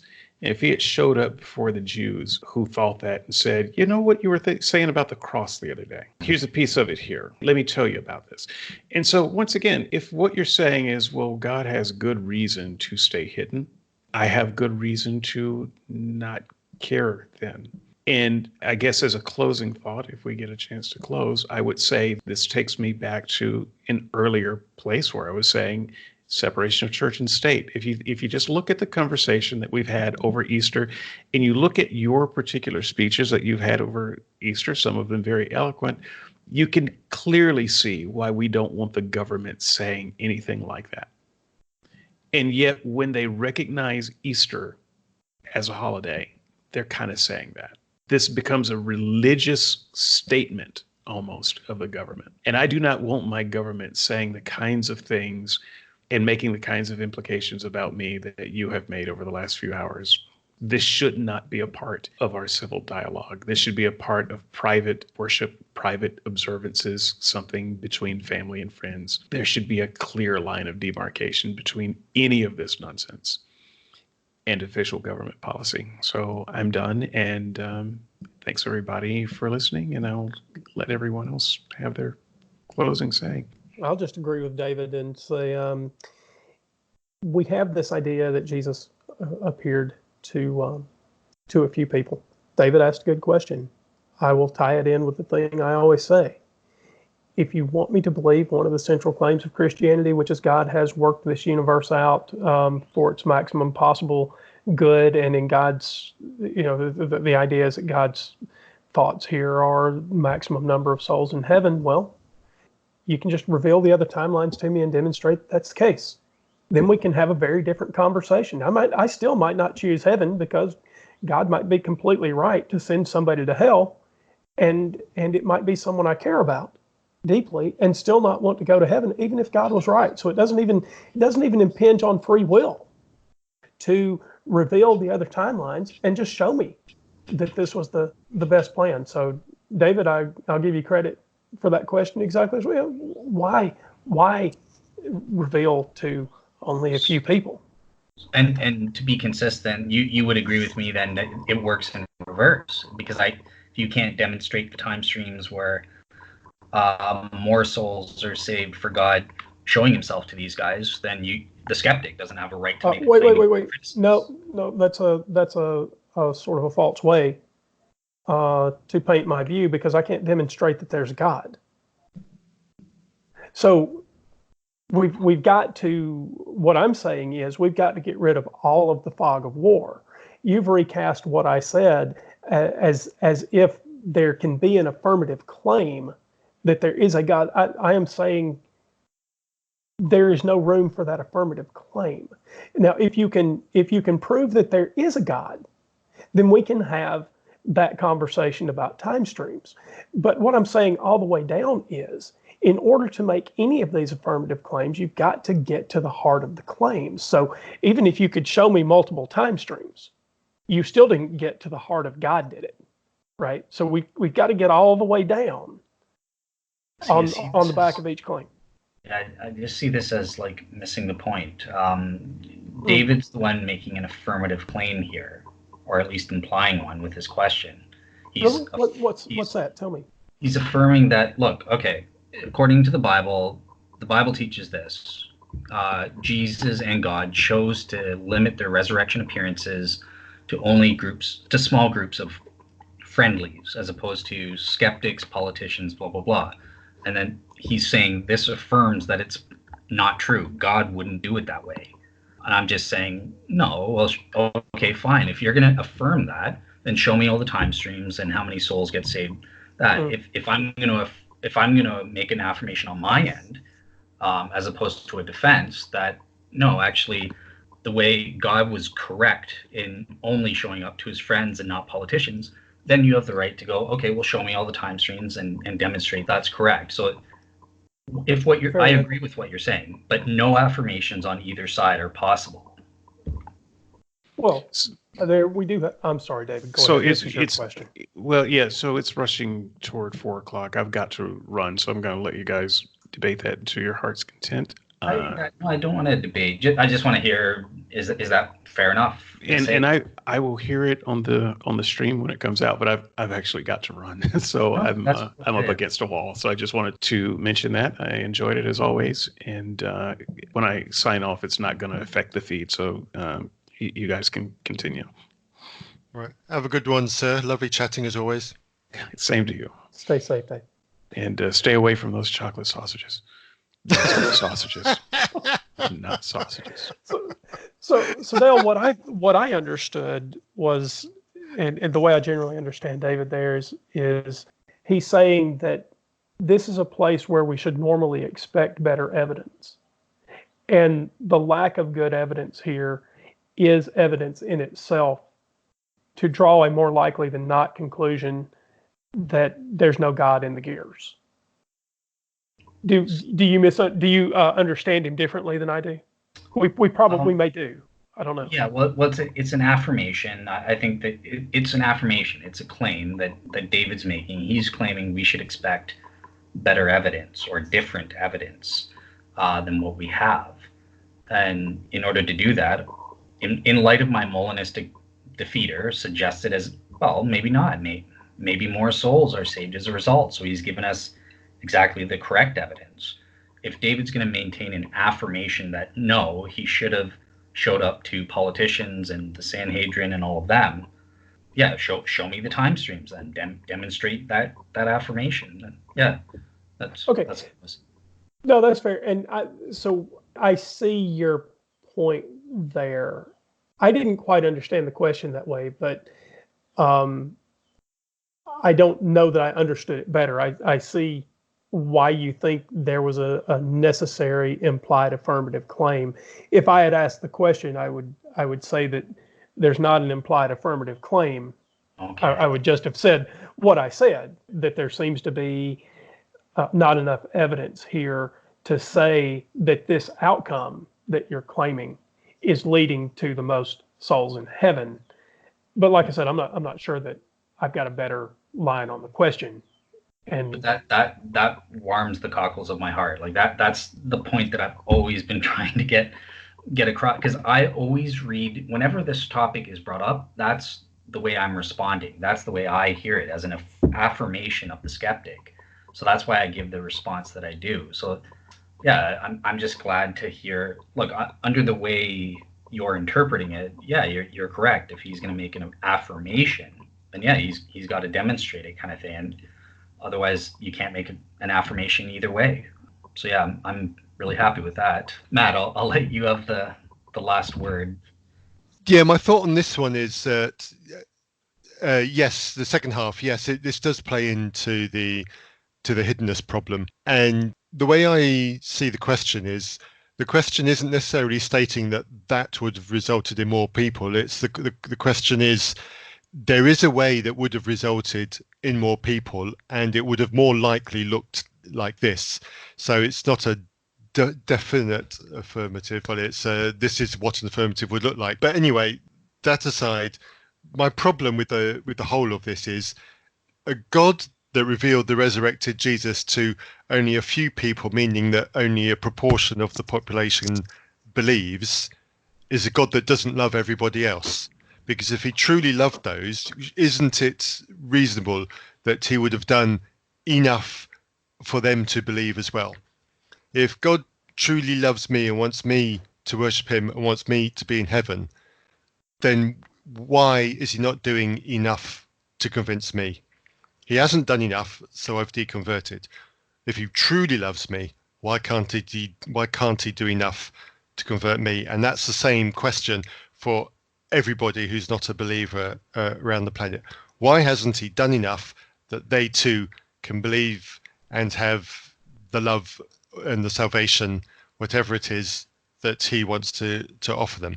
As a parent, I cannot imagine any scenario where I would stop short of my daughter knowing that I love her. So why can't God behave the same way? And he doesn't. So I can't. So that's my problem here, and I think that's the problem that David is trying to highlight. Gotcha. Perfect. All right. Well, yeah, I think that's a wrap. That was a good show. I hope you guys enjoyed yourselves as well. I always enjoy talking to you. Yeah, I've got one final thought to try to get lighthearted just before we pass on. Those verses from Acts, Andrew, that you had us all read out. 7 through 11. I've just realised these are a very first draft, very, very early draft of a modern movie script. And the movie, this bit is from the end of the movie where Arnold Schwarzenegger looks around and says, "I'll be back."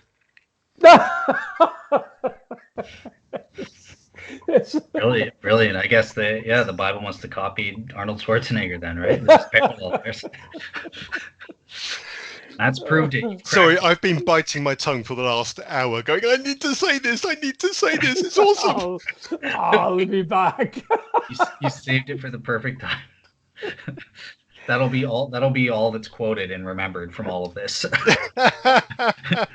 Terrible. Dale, as we put the closing words on this, tell people how to get in touch with you guys over at Skeptics and Seekers. Just go to the website, skepticsandseekers.wordpress.com. You can leave a comment, or you can email us at, I think it's at skepticsandseekers@gmail.com. So yeah, that's how you can reach us.